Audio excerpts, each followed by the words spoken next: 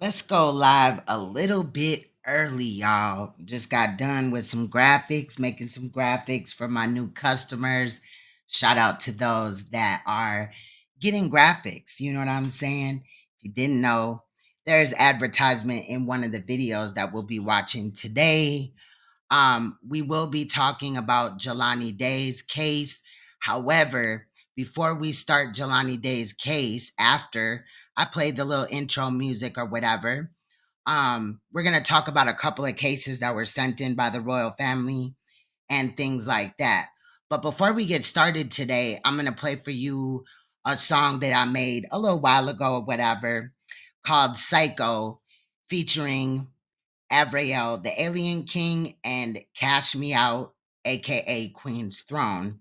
So I thought I did this already, but I forgot I moved out of the studio. So let's listen to this song right here called Psycho by me and Avrael, the Alien King. Let's go.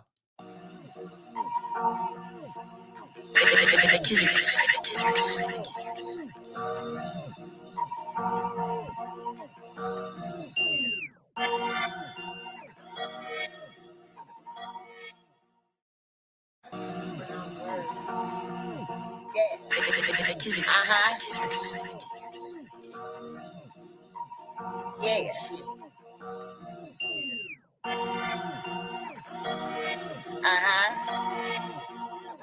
Tell 'em.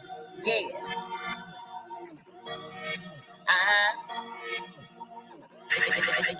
Revolutionary or psycho, which one I don't know. Retaining his knowledge, fuck off that warrior still there. So don't get it twisted or it's off with your head. It's royalty and loyalty, that's how my rap was bred. Revolutionary or psycho, which one I don't know. Retaining his knowledge, fuck off that warrior still there. So don't get it twisted or it's off with your head. It's royalty and loyalty, that's how my rap was bred. Hey. Am I psycho? Am I psycho? Get it with all that whooping. I might jack, I'm not might go. I might murder like I might go. I might be psycho. Bro, you ain't gonna do shit. I might though. Alright, yo. I'm just being honest. This is how I feel though. You don't have to lie to kick it, but I stay 100 from the field goal. Africa or America? Which one is real though? I eat a plant-based diet, so if this beef, it's real, Joe. If I'm a conspiracy theorist, you're not a critical thinker. I talk from science and theology. I'm a king, not a real nigga. When Samson cut off his mane, he lost all of his power. So I'm looking for Esther. I do not want Delilah.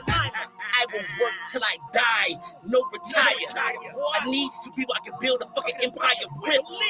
You can and will call me sire. AKA KB is an empire. Revolutionary or psycho, which one I don't know. Retaining his knowledge, fuck off that warrior still there. So don't get it twisted or it's off with your head. It's royalty and loyalty, that's how my rap was bred. Revolutionary or psycho, which one I don't know. Retaining his knowledge, fuck off that warrior still there. So don't get it twisted or it's off with your head.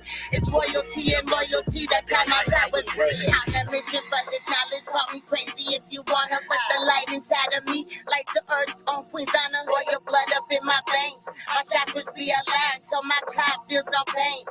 My third eye is the prize every man wants to claim. Yours is calcified, so we are not the same. We got nothing in common, so stay in a peasant's lane. I'm a warrior, got it spread out from nothing but pain. Sept reincarnated on my queen shit, I remain. So it's off with your head, cause my king's insane. And that's why you hating. The truth of command is what you facing. The hands of time embrace a serpent's fate. I'm a queen that rules kings with no regrets. Can you relate? Yeah, cash gang, revolutionary or psycho.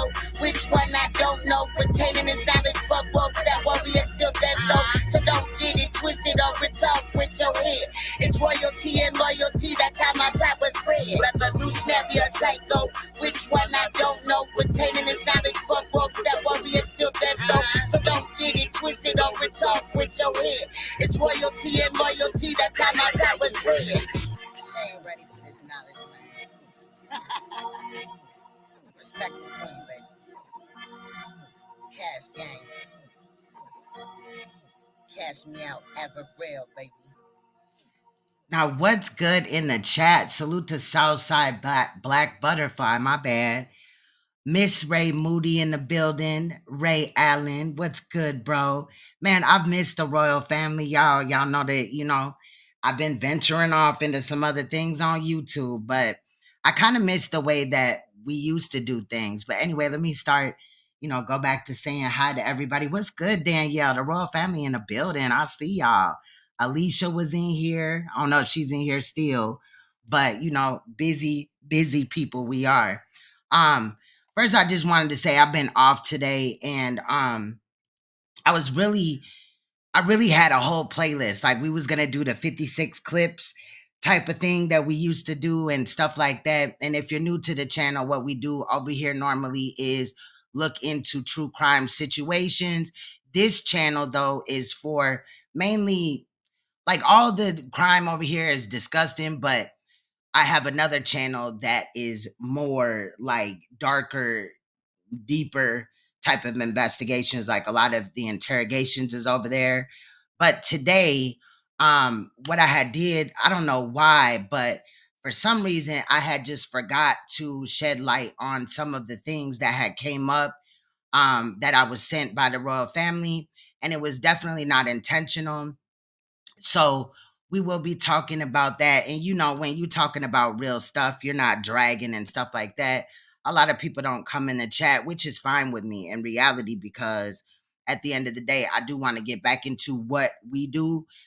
I'm not claiming, that we going to be all the way back into it. You know how I get messy sometimes, but we are going to get back into this true crime because there's so many cases that are going on right now, so many serious situations that, I don't know. And lately, just recently, I've just kind of been turned off by the YouTube streets, child.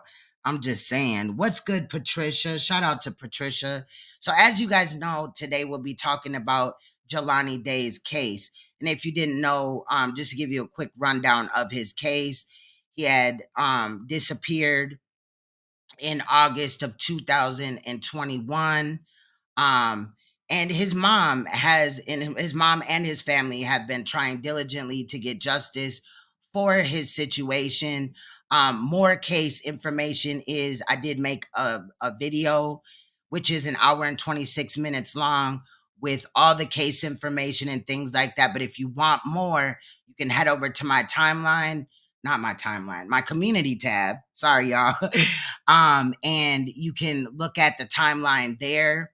Also, I've been getting a lot of new customers as far as graphics, and I'm very appreciative. It caused me to think that over the years, I've made some great graphics for huge content creators, that are even out of this sector. And some of them, they needed their graphics updated and things like that. And I did that, but I also checked the email and there was like 5 new customers in there. So I'm definitely appreciative of that. I do appreciate that. Before we get started though today, I need you guys to hit this like button. We only got 9 in the building. I ain't tripping, but I need this video to get out to more people possibly. And by hitting the like button, you kind of send it into the algorithm a little bit. But as we know, a lot of people don't care about these type of things until something happens to them or their family. And that's when, they're looking for people like me to talk about it. Okay, period. Much love. Man, I've missed the royal family so, so much. And I was really thinking about Miss Ray Moody. And shout out to Miss Ray Moody. I miss you guys so much. But Miss Ray Moody has done a lot of work in helping the royal family get the clips. Y'all know that she's like the detective. And shout out to the other royal family members that do offer in clips as well. But when it came to like the 56 clips and things like that, child, Rachel made sure that we had everything on deck and in order and the way that it needed to be. So as I just made a playlist that we'll probably get to, soon here or whatever. And I also want to talk about Rashim Carter's case in a few days to come or whatever. And also I have like a 4-hour arrest of a DUI suspect, right? The lady had almost ran over 2 people. And I've just never seen a 4-hour body cam video of a DUI arrest. And this girl turned up, was hella belligerent and stuff like that. So I'll probably run that on Saturday. It is uploaded to YouTube. I just gotta set it.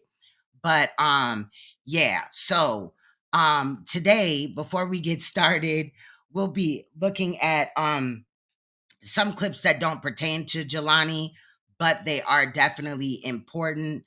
So let's get started with this clip right here. Hold on, let me pull it up, child.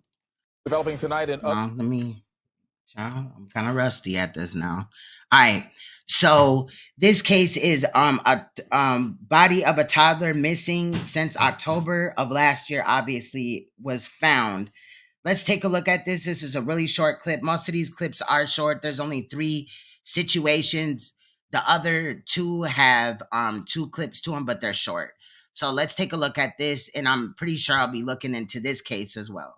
Developing tonight, an update to a story you saw first on 2. The body of a 2-year-old girl missing since last October has been found. Houston police say their dive team, along with DPS, recovered the body. Good evening, everyone. I'm Keith Garvin. And I'm Lisa Hernandez. Daniela is off tonight.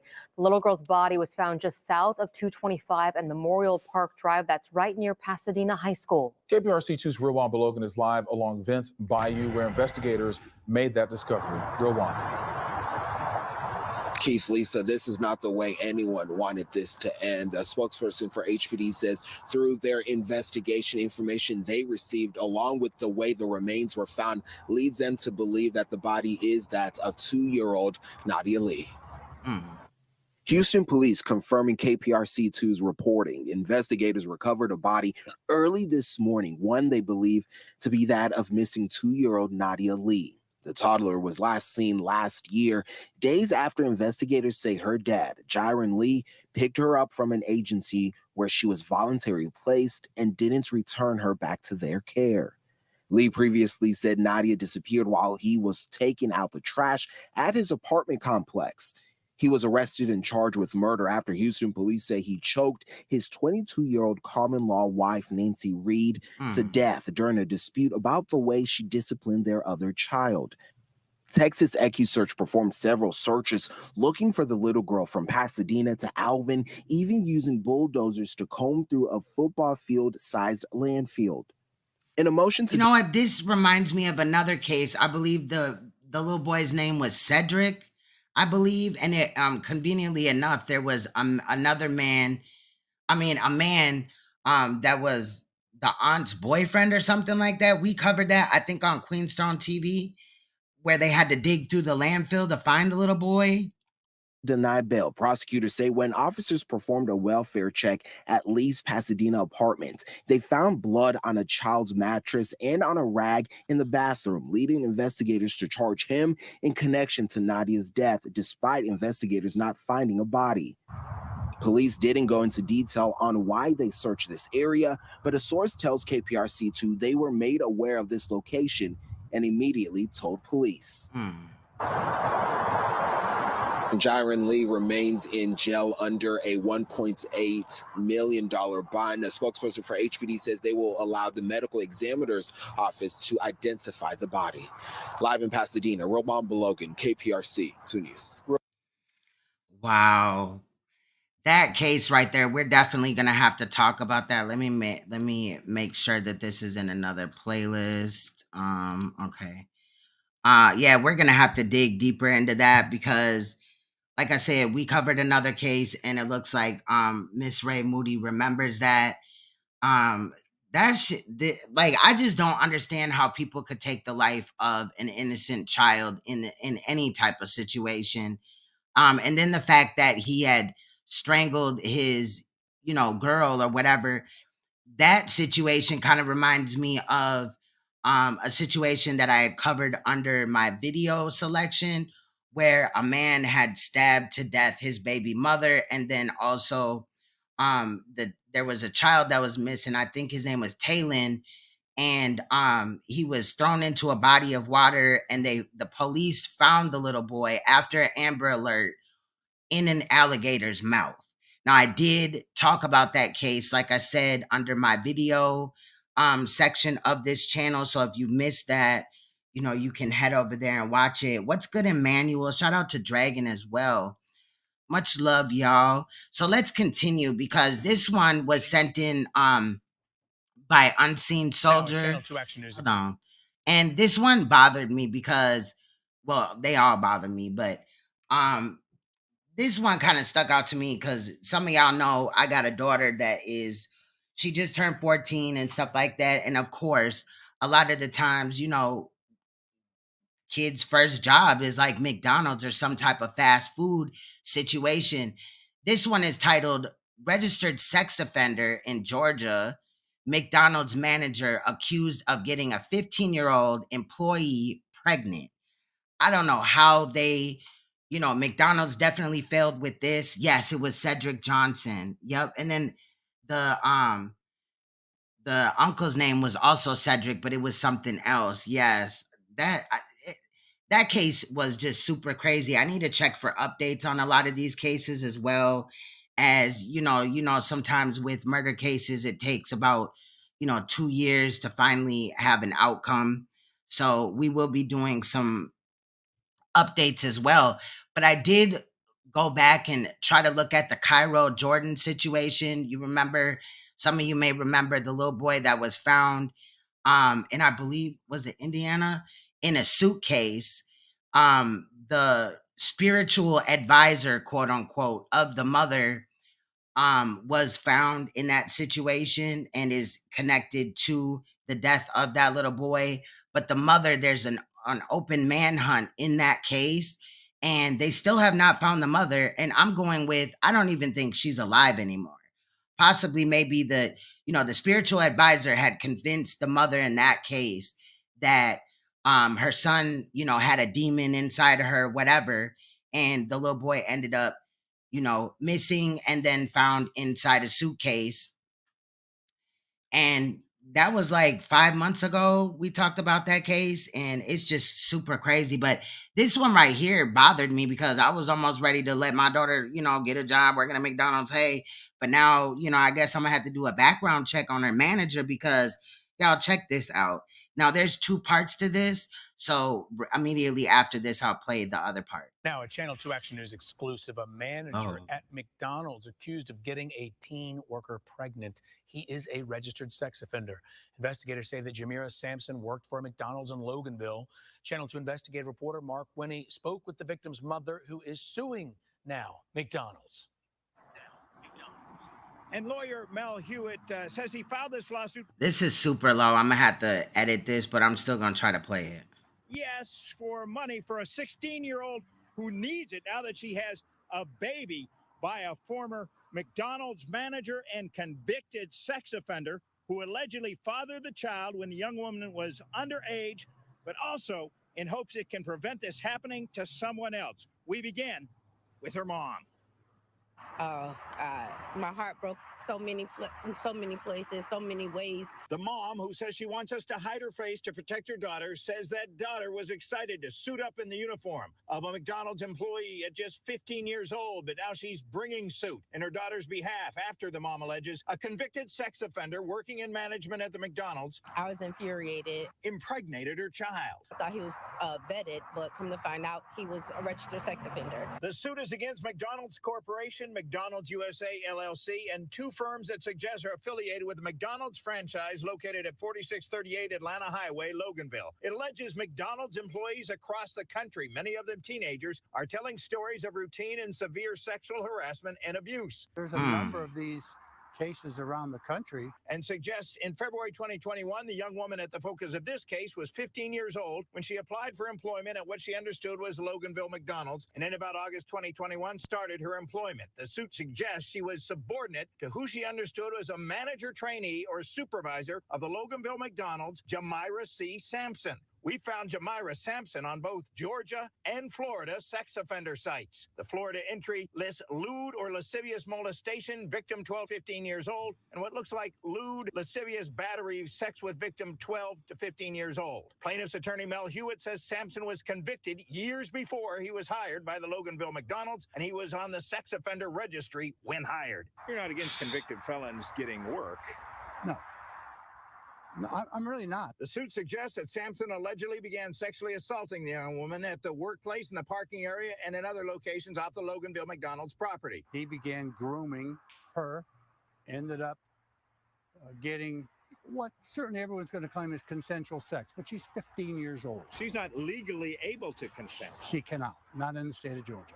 I have a beautiful grandson. We got a statement attributable to Tiffany Boyd, Senior Vice President and Chief People Officer, McDonald's USA. Quote, there is simply no place under the Golden Arches for the type of conduct alleged in this complaint, and it is deeply troubling to us all. As a leader within this company, I know how important it is that every restaurant fosters a culture of safety and care. As a mother whose child has proudly worked at our local McDonald's, I feel this on a very personal level. Like our franchisees, we understand that it is essential for every employee to feel safe, respected, and included. Last year, McDonald's implemented its global brand standards, where all restaurants worldwide are assessed and held accountable to a set of standards addressing topics like harassment prevention and workplace safety. The introduction of these standards was a critical step in protecting every person working at a McDonald's restaurant. A statement attributable to Bruce Vineyard, McDonald's owner-operator, says the allegations made in this lawsuit are disturbing, and this employee no longer works at our restaurant. My organization has always tried to be a place where everyone feels safe and respected when they come to work. We hold safe and respectful workplace training, and we always have an open door for employees to raise concerns. Providing a safe, respectful, and inclusive workplace is critically important to us. By phone, I reached a person who indicated it was Jamira Sampson. He suggested he can't say yes or no whether McDonald's knew about his background, but an individual who got him hired at the McDonald's did know. He said allegations he messed with a young woman at the job where there were cameras are a lie. He indicated he did work as an assistant manager at McDonald's in Loganville, but he ended up leaving that McDonald's because allegations were going around about him and two young women, and considering his background, he did not want to risk getting in trouble. He suggested a young girl who worked at the Loganville McDonald's lied to him about her age, telling him she was 17, but he did not have... How did that happen when he's a manager? He could have just went and pulled up her paperwork. What the fuck? A relationship with her or anyone underage. He says, though there are two charges listed in the lawsuit, both came from one case, and he's been hardworking and has stayed law-abiding since his release from prison.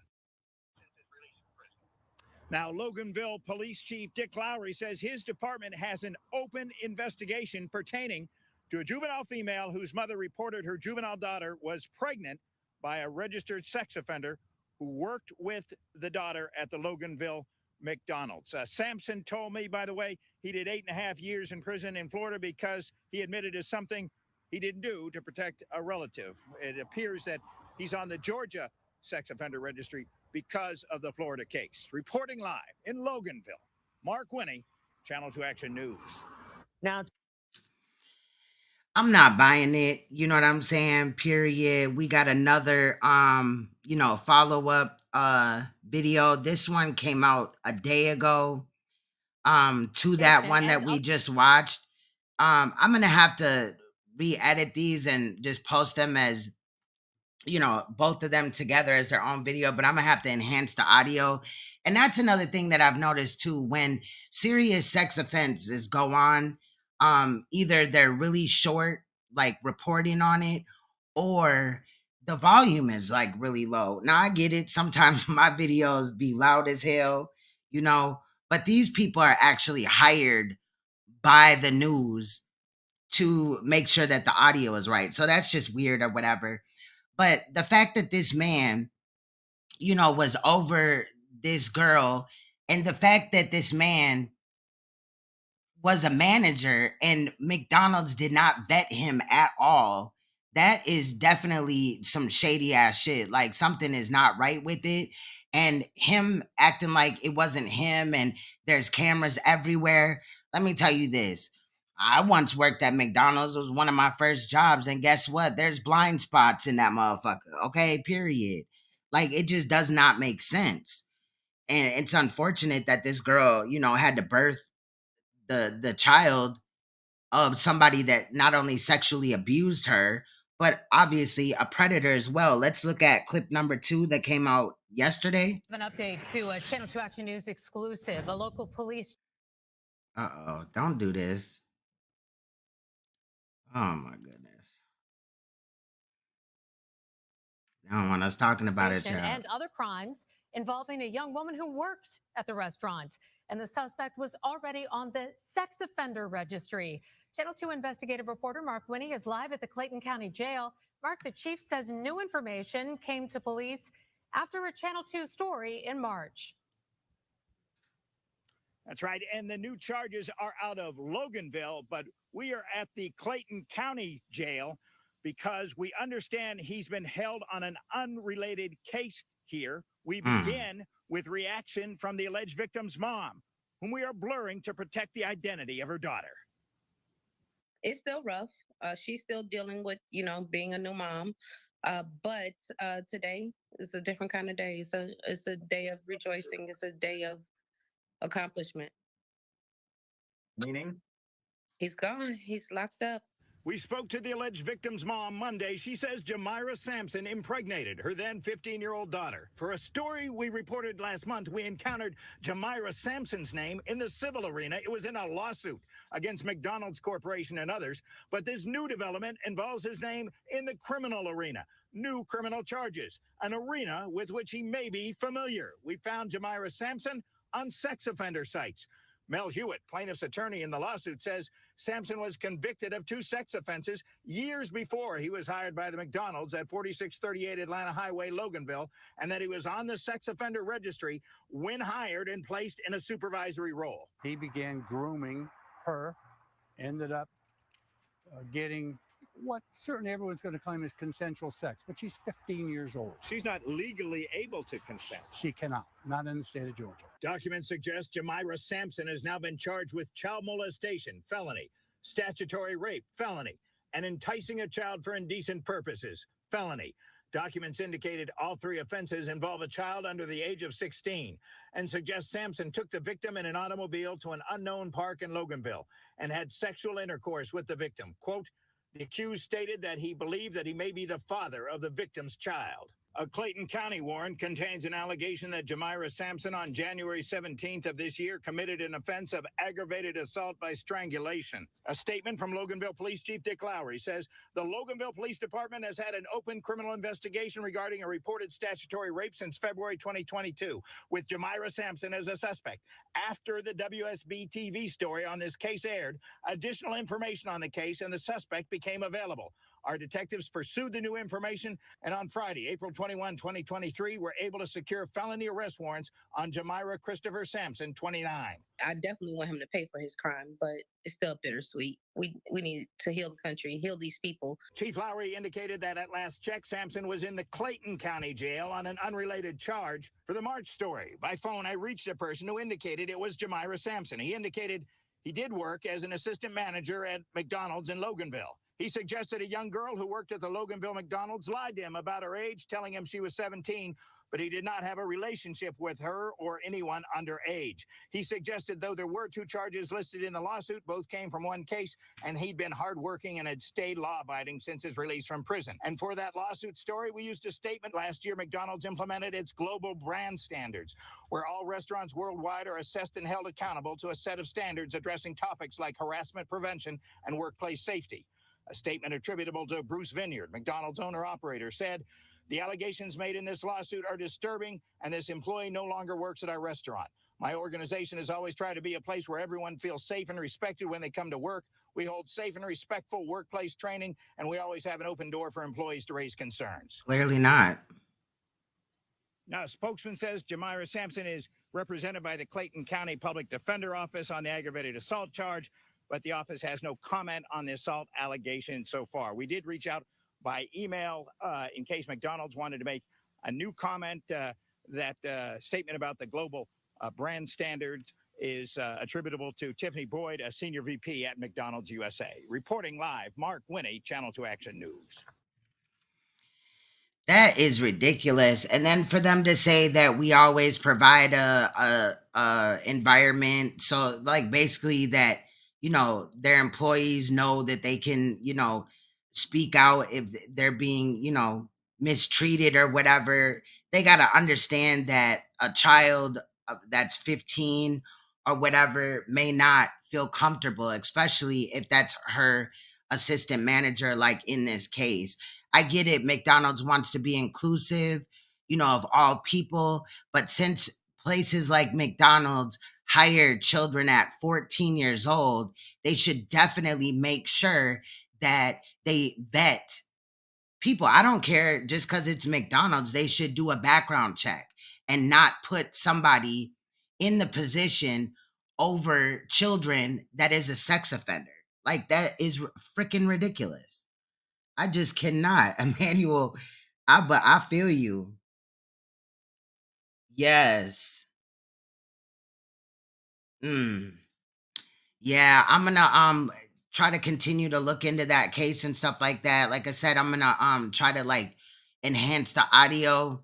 Hopefully this next one is not that bad far as the audio and stuff like that. But this next one is, let's go over there, is daycare owner jailed for shooting husband over over alleged child abuse, explains why. Now this one right here caught my eye.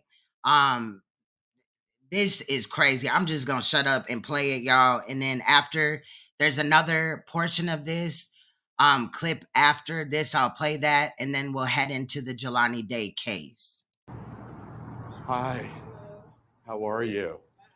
Bruce Lashan. The judge says Shanteri Weems took the law into her own hands.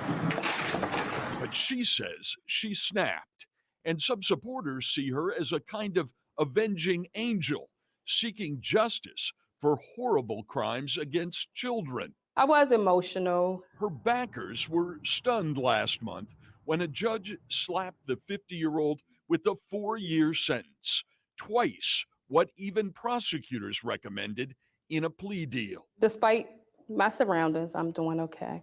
I have a lot of supporters and people who uplift me and help me survive. Prosecutors have charged her husband, James Weems, with 33 counts of rape and child sex crimes. 33 counts of rape and child sex crimes. Like, girl. He's awaiting trial, and his lawyer is declining to comment. Don't let them sweep this under the rug. The man is still alive. And right from the start, the internet was filled with support for Weems under the hashtag #FreeShanteri. She shot her husband, a retired cop, twice in his room. And did y'all hear that? He's a retired cop. At what was then DC's Mandarin Oriental Hotel, where he was staying while providing security at the Urban League convention. The judge said her attack on her husband was premeditated, not spontaneous, that police had told her days earlier that they were investigating him, and they'd shut down her little kid's castle in Baltimore County while they looked into the allegations of child sexual abuse. The only person I had to find out information from was my husband. And he kept saying he didn't do it. And you believed him? I did believe him. But then, she says, the mother of one of the children, a child she'd loved and cared for years, said they had to talk. I saw the pain in her face, and I knew that she was not lying. She finally said it was my husband. You think about that child all the time? All the time. I think about all the children all the time. You felt this complete betrayal of trust? I was totally broken. I felt like the blood had just drained out of my body because, again, this was my husband. I trusted him fully. He was supposed to help me protect these children. He always told me he was my protector. So when I heard this, I just felt like my world had just ended. She took her first drink in 20 years, and according to prosecutors, texted her business partner, "I'm going to kill him and then myself." She drove to the hotel and angrily confronted him. I snapped. I'm not a violent person.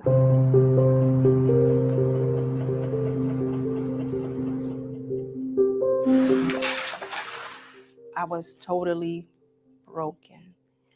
I felt like the blood had just drained out of my body. At first, Shanteri Weems says she did not believe the allegations that her husband, a former cop, had abused children at her daycare, Little Kids Castle. We were both supposed to be on this crusade of saving children. And child molestation is something that we talked about all the time. About how horrible it was. How horrible it was, yes. But then the mother of one of the children, a child she had loved and cared for like her own, told her what the little one had told the police. I saw the pain in her face, and I knew that she was not lying. She had her first drink in 20 years. Prosecutors say she texted her business partner and friend, "I'm going to kill him, and then myself." And then she drove to DC's then Mandarin Oriental Hotel, where James Weems was working security at a conference, and she confronted him. The situation was kind of like a fire. He was fuel, I was fuel. We poured that fuel in the fire, and it just blew up. We got to arguing, fussing, and one thing led to another. How could you bring yourself to pull the trigger on your own husband? I snapped. I'm not a violent person. The first shot was in the neck. Yes. And then you shot him in the leg. Yes. So you had to think about it between those two shots, right? No. You didn't think about it. No. The judge made a lot of this issue. He suggested that you were out to intentionally maim and cause long-term pain to your husband. Mm-hmm. Is that what you meant to do? No. You thought about killing yourself? I did. I feel I let my family down. I feel I let my families, those kids down. I do. I think I just trusted the wrong person. You said at the hearing that you were sorry. I regret it. Would you go so far as to apologize to your husband? I would apologize to him when he apologized to those children. Weems filed for divorce late last month. She has been cooperating with investigators who have charged her husband with molesting 4 different children, boys and girls, 9, 10, and 11 years old. I think about all the children all the time.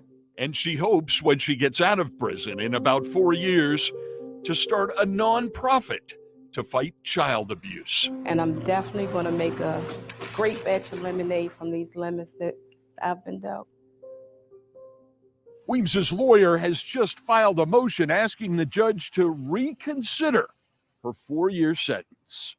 At the D.C. Department of Corrections, Bruce Lasham, WUSA 9.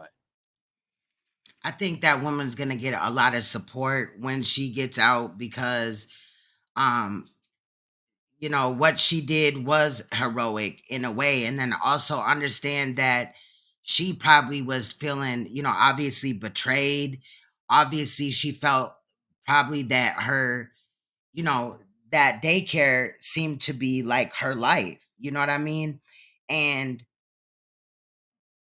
this man intentionally, for his own gain, damaged relationships that she had, you know, already gained with people that, you know, went to her for childcare. I just think that, you know, in some situations, bruh, like that man was being charged with 33 different crimes, like sex crimes. So those, you know, victims that they had said was 9, 10, and 11, he must have molested them over and over and over again. So, I mean, I think I would look at her different if she had just went, you know, and been by his side and caped for him or whatever.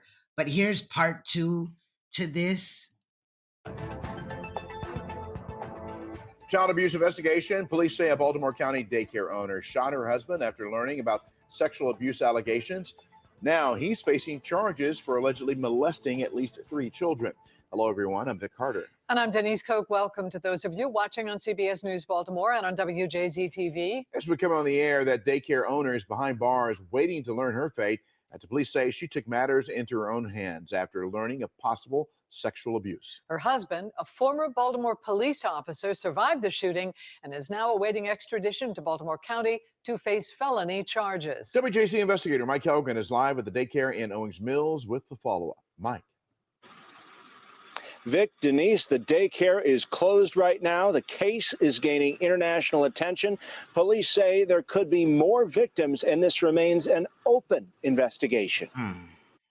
It's horrible. It's, you know, you can't imagine what it's like as a parent to turn your child over to a stranger, and you hope and you pray that they take care of them the best that they can. Shock outside the Little Kids Castle daycare in Owings Mills, where police say retired Baltimore City police officer James Weems Jr. abused at least 3 children.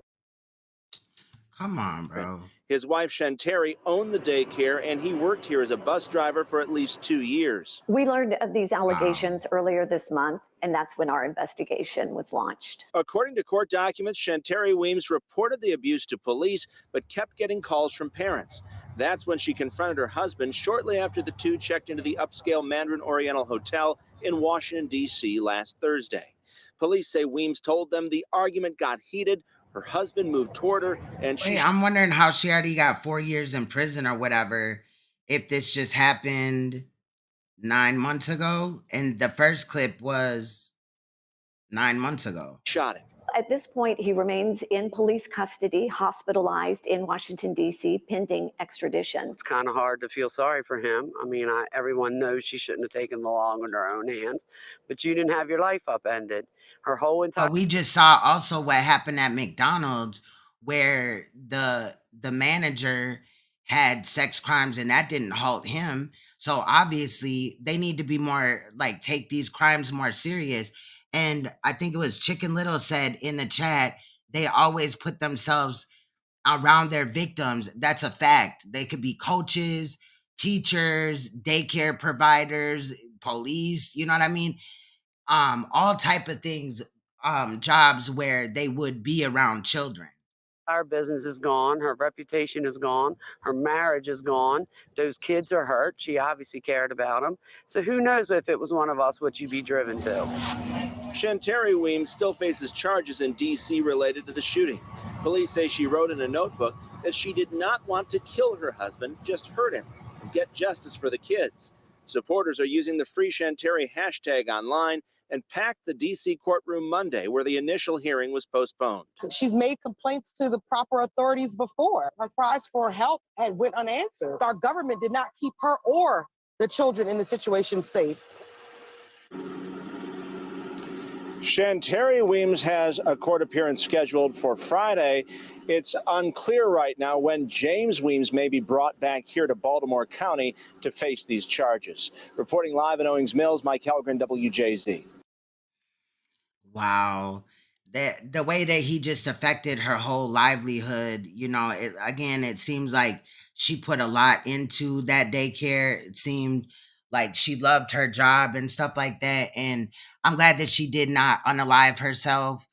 But again, I hope she gets out early. I mean, I would chalk that almost up to a crime of passion, and she should get a lesser sentence. I mean, he's not dead. You know, and at the end of the day, are they gonna really charge him with, you know, make it so that he does not ever be able to be back on the streets? Or are they just gonna, you know, slap him on the wrist, give him a little bit of time? The McDonald's manager, he got 8 years in prison and still got out and reoffended. And far as statistics go, with sexual abuse, you know, people that sexually abuse children, even rape, they often get out of prison and reoffend. So that's how I feel about that case. I do want to continue, though, to look into it. I'm wondering if by now he's, you know, went to court and things like that. So I will continue to look at that case because I want to make sure they throw the book at him. He should never be able to be out. And then also, I believe she stated that they had children as well. So I'm also wondering, you know, since he victimized male and female children, did he also victimize his own children? And again, you know, let's point out the fact that he's a cop. He's an ex-cop.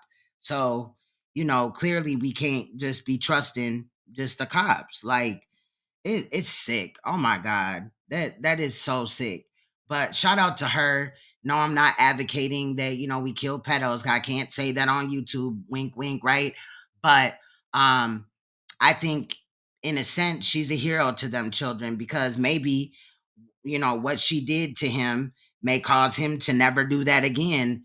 Besides the fact that, whatever prison time he gets, he may not be able to, but if he gets out, he may rethink before he victimizes another child. And I do hope that if there are other victims, that they come forward so that they can be added to the case and he can even get more time.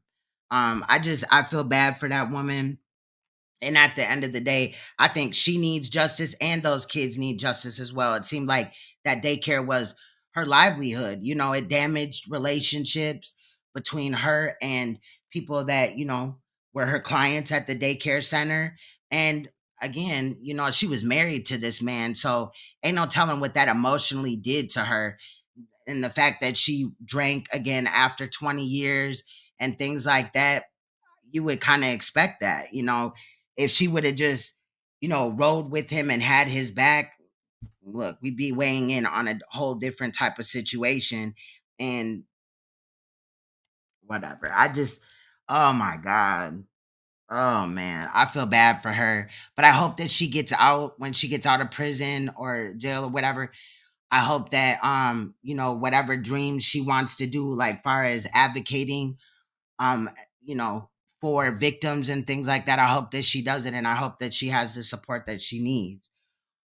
Moving forward, I do have a case that has also been, it's been an emotional roller coaster. We're not going to talk about it today, but it involves incest, and it involves a child that was murdered about 9 months ago. So even though I've been kind of quiet, I've been, dealing with the things I got to deal with, work and stuff like that, and doing graphics and stuff, and, out here trying to find content and stuff like that. But which we never run short of because we're in the true crime sector. But there is a case that is kind of like weighing heavy on my brain right now. So if I'm kind of just like a little bit, just seem kind of reserved or whatever, that's because the details of that case are playing over and over in my brain.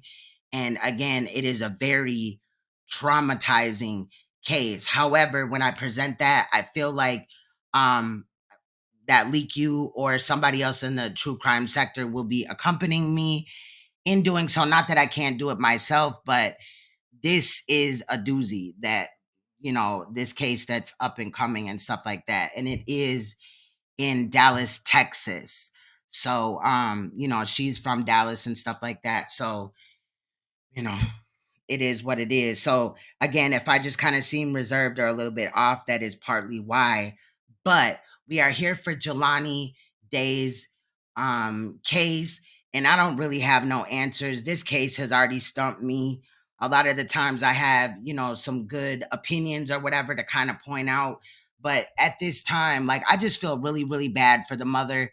And in a minute, we're gonna get to the case of that. I did make a hour and 26-minute video. There are like the timeline of the case is on my community tab. If you go down one or two, posts, you'll see a great lengthy detail of the case, but a lot of that is in here, and a lot of it is repetitive. But I like to, even if some of the information is repetitive, include it in the case, because sometimes later on, then, what people say kind of changes or whatever. So I just try to grab as much as I could. Most of it, the first, I'd say 50 minutes is news clips and things like that. But then at the end is about a 35-minute clip of a kind of like a press conference with the police officers, and there was hella news people there, but it did go on Zoom. So I do want to state that this case happened in August of 2021, and this family has yet to get any type of justice for the victim in this case, Jelani Day. And it's always tragic when somebody loses their life, but as you're going to see in this video, Jelani Day really was an inspiring doctor. He was in college for, he's going for his PhD. He also was going to donate an organ to his father. They talked about how he kind of went to the day of his disappearance. He went to a dispensary.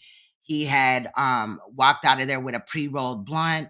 When he was like found and they found his car, they found the half of the blunt or whatever in the car, I believe. But I in no way, shape, or form believe that he like smoked this half of a blunt and then decided to like off himself. In no way, shape, or form do I believe that he, you know, unalived himself at all, period. I feel like this case has just not been handled right. And I feel so bad for the family because they're wanting justice. Now, what you will notice though is Jesse Jackson and Ben Krump, you know, the ambulance chasers of America. I'm surprised not Kwame, child, what the hell? Quanell X. I'm surprised Quanell X wasn't involved in this, like far as, you know, an attorney for the family or whatever. We know that they're just in it for money. And sometimes most of the time, things get settled behind the scenes. And they end up walking out with a large sum of money from representing the family in the case, which I also don't agree with. It's just the way that they go about it. But this case is very damaging, and it seemed like this mother did a really good job of raising her children. And I just cannot foresee that, you know, he just unalived himself. But I also noticed though in these clips that sometimes the police, a certain police officer, had smirks on his face when he was talking or whatever, like a smirk. And I was not feeling that at all. I just really feel like this family needs justice in this situation because yeah, like sometimes I don't really like Illinois police, obviously, you know what I'm saying? And I feel like they just really dropped the ball with this. So this is a video that I put together for this case, and I will be continuing to watch over this case as updates hopefully will come out, and hopefully they can find some justice in this case and information can come forward, you know? So let's go. I may not give too much commentary. I might wait till the end, but y'all know I'm probably lying. I'll probably stop it a few times or whatever and give my commentary, but let's go.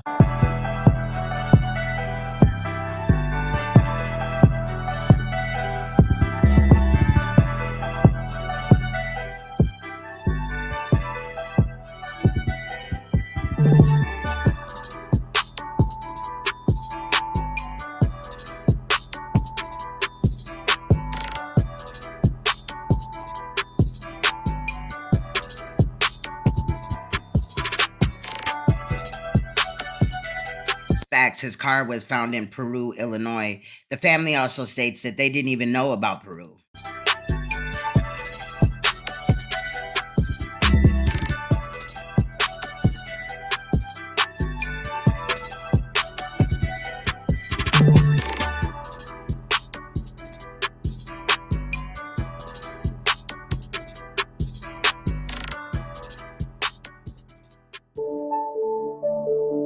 He was a bright student with a promising future. He was so smart. He'd get all his work done before anybody in the class. Then, a sudden change in his daily routine. He missed class. Does that sound like your brother? No. A reliable son goes missing. A relentless mom goes looking. I gotta do something. I gotta go look for him. Every second counts. But as you'll see, it would take more than a day before anyone realized the search was needed. Hey everybody, my name is Jelani Day. 25-year-old Jelani Day was the fourth of Carmen Day's 5 children raised in Danville, Illinois.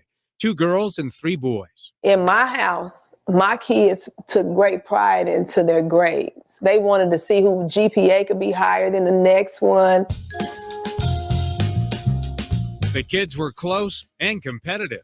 His older brothers, Save and DeAndre, admired Jelani and were proud of him. He was very athletic, very smart, had goals. Had countless friends in different programs and organizations he was a part of that he made a difference in. Jelani was an A student at Alabama A&M. He was even chosen to say the prayer at graduation. Made me feel a sense of achievement in our qualification and great excitement about our future. I was like, look at my baby. Look at my baby. Jelani Jesse Javante Day. I'm very proud of him. In August 2021, Jelani was getting his master's degree in the competitive field of speech pathology at Illinois State University in downstate Normal. Why speech pathology? He wanted to help others who didn't have a voice for themselves to be able to speak. He had a friend growing up. His name is Paul, and Paul had a speech impediment. He used to get teased a lot. Jelani got a very early start on the morning of Tuesday, August 24th. He logged into a school computer on campus at 6:20 a.m. Then, an hour later at 7:20, got coffee at this Starbucks at the ISU Student Union. That is him on security video, dressed up in black pants and a blue shirt. Take note of his outfit. Carmen says he seemed excited about a clinical session with a patient later that afternoon and called her repeatedly the day before. He was going to go through his homework, and he said, "Okay, Mom, I don't want nothing. I just wanted to hear your voice." And I said, "Okay, babe, I'll talk to you in the morning." Jelani did not call his mom the next day. She assumed he was busy at school. In the week since then, Carmen has carefully watched the college security video from that morning. I see him going in a building where he's approached by two people. It looks like he talks to them and they all go into the building. The building is Fairchild Hall, which houses the speech pathology and audiology department. Carmen says the tape shows him walking out a few minutes later. I see him sit down on a bench and I see him looking at his phone. Like he's reading a text or like he's looking at video or what? It was texting. Then Carmen says he walked back across campus and there's video of his car leaving. His mother says he must have driven to his apartment off campus. She later retraced his steps. When I went there, it was typical Jelani. He'd take his clothes off and leave them in the floor. About 2 hours later, around 9:12 a.m., Jelani was caught on camera again in different clothes, this time wearing shorts and a Jimi Hendrix t-shirt. He was walking into the Beyond Hello marijuana dispensary, 10 minutes from campus in Bloomington. His mother says he bought one joint and left.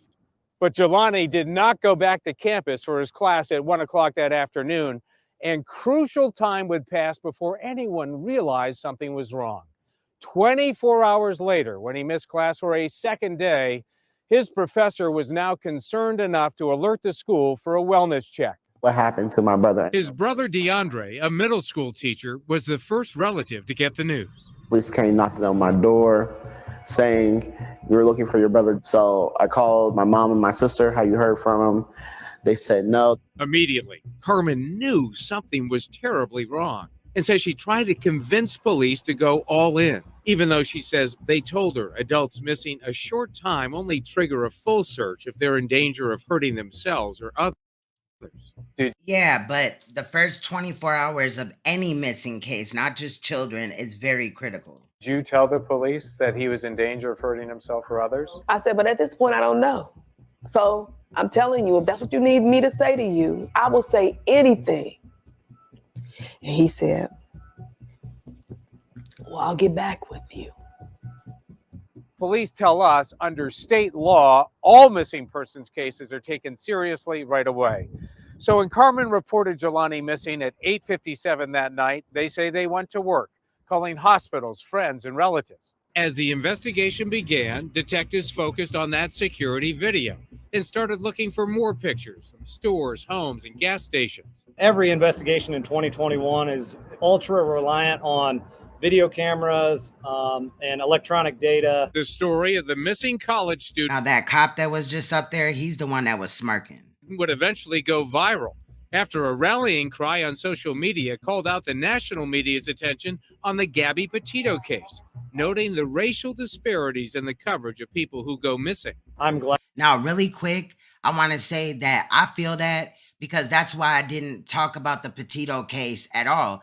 And that's also why I feel like I didn't know about this case until it was brought to my attention, because the Petito case was everywhere. And that also always happens with Caucasian type of cases. They get publicized everywhere. People are talking about it, YouTubers and things like that. But this case went on at the same time. Glad that it's getting media attention. It helps us with our investigation. Even with the coverage, the key question remained, where on earth did You seen the smirk? Jelani go? What caused him to leave this campus, change out of his dress clothes when he had such an important class that afternoon? Who was he talking to? Who was he possibly texting? What was said in any of the messages? His mother says this clearly goes far beyond the legal purchase of marijuana. Something changed, right? Something changed. What happened? I don't know. I've been trying to figure it out. Do you think the answer's on that phone? I do. I do. I believe that it is. They didn't grandfather your case. I mean, it's not like they could give you that time back, but BA, they didn't. That is messed up. That day, Jelani was driving a car he was proud of and careful with, a 2010 white Chrysler 300 he got from his grandfather. He put the car in the shop, got the car painted, got the car repaired, everything, and he paid for it all by himself. On Thursday, 2 days after his disappearance, Carmen says she received an email when a story broke saying her son's car had been found an hour north in Peru, Illinois. She says a detective finally called. I already heard about it, so I'm mad. I'm very upset. And he said, where did you hear about it from? It's like, it's in the newspaper. It's on the news. Carmen's. So that means that if it was in the newspaper and on the news, they definitely dropped the ball in informing the family of any updates in the case, which is so fucking disrespectful. Scrambled to get to a wooded area near the town's YMCA where police have been searching the car. To me, it's unusual the way his vehicle was. You know, it was off of a parking lot. Look at the smirk. Look how he's inside. It wasn't like deep into a woods, but it was off a parking lot. That's very unusual to just find a car like that. Investigators recovered several items inside. Some of the clothes he was wearing at the dispensary, a partially smoked marijuana cigar blunt, and Jelani's journal. Was there a clue in what was written inside? Police won't say. We collected a lot of evidence from the vehicle, and we were using a lot of that. They say there's no blood. They say it doesn't look like anything was disturbed. They don't see any signs of foul play. Does anything about this make sense? Absolutely not. Nothing makes sense to me. There's nothing about the car being in the wooded area, the city of Peru. I never even heard of the city of Peru until we found the car. Carmen says the car's license plate had been removed. What does that tell you? This is purple. Ooh, that could have happened. Game Doll said, I believe that he's having an affair with his professor and her husband killed him. I'm not sure. But yeah, man, it could have been. Because why was he in Peru? The brother said he never even heard of it. And that doesn't mean necessarily that Jelani had never been to Peru, but it's just kind of weird. And soon there was more. Police conducted an extensive search nearby with dogs, drones, and teams on foot. They found Jelani's wallet a quarter-mile from the car in a residential area. Any money in the wallet? There was no money in the wallet. Any of his credit cards or debit cards? Nope. And he had those things, right? Yes, he did. Did you check the debit card and the credit card? Was there any activity between the time he disappeared? No, I'm not seeing any activity. Nothing. Nothing. With no sign of life, the family was frightened and frustrated and tried to find Jelani on their own. I put out this post on Facebook and I asked anybody who could and will to meet me in Peru. How many people showed up? More people than I expected. They organized a search near the area where the car was found. Volunteers came from as far away as Chicago. Even professional tracking dogs arrived with a handler. They split us up into groups. There was a park across the street from this wooded area. And they found several things, clothes and a gun clip. Carmen called police to process the evidence. And he said to us, they collected that, what we found, but he doesn't think it had anything to do with Jelani. He thinks it was somebody, a homeless person. Then on Saturday, September 4th, a week and a half after Jelani's disappearance, a partially clad, badly decomposed body was found floating face down under a tree that had fallen into the Illinois River in Peru.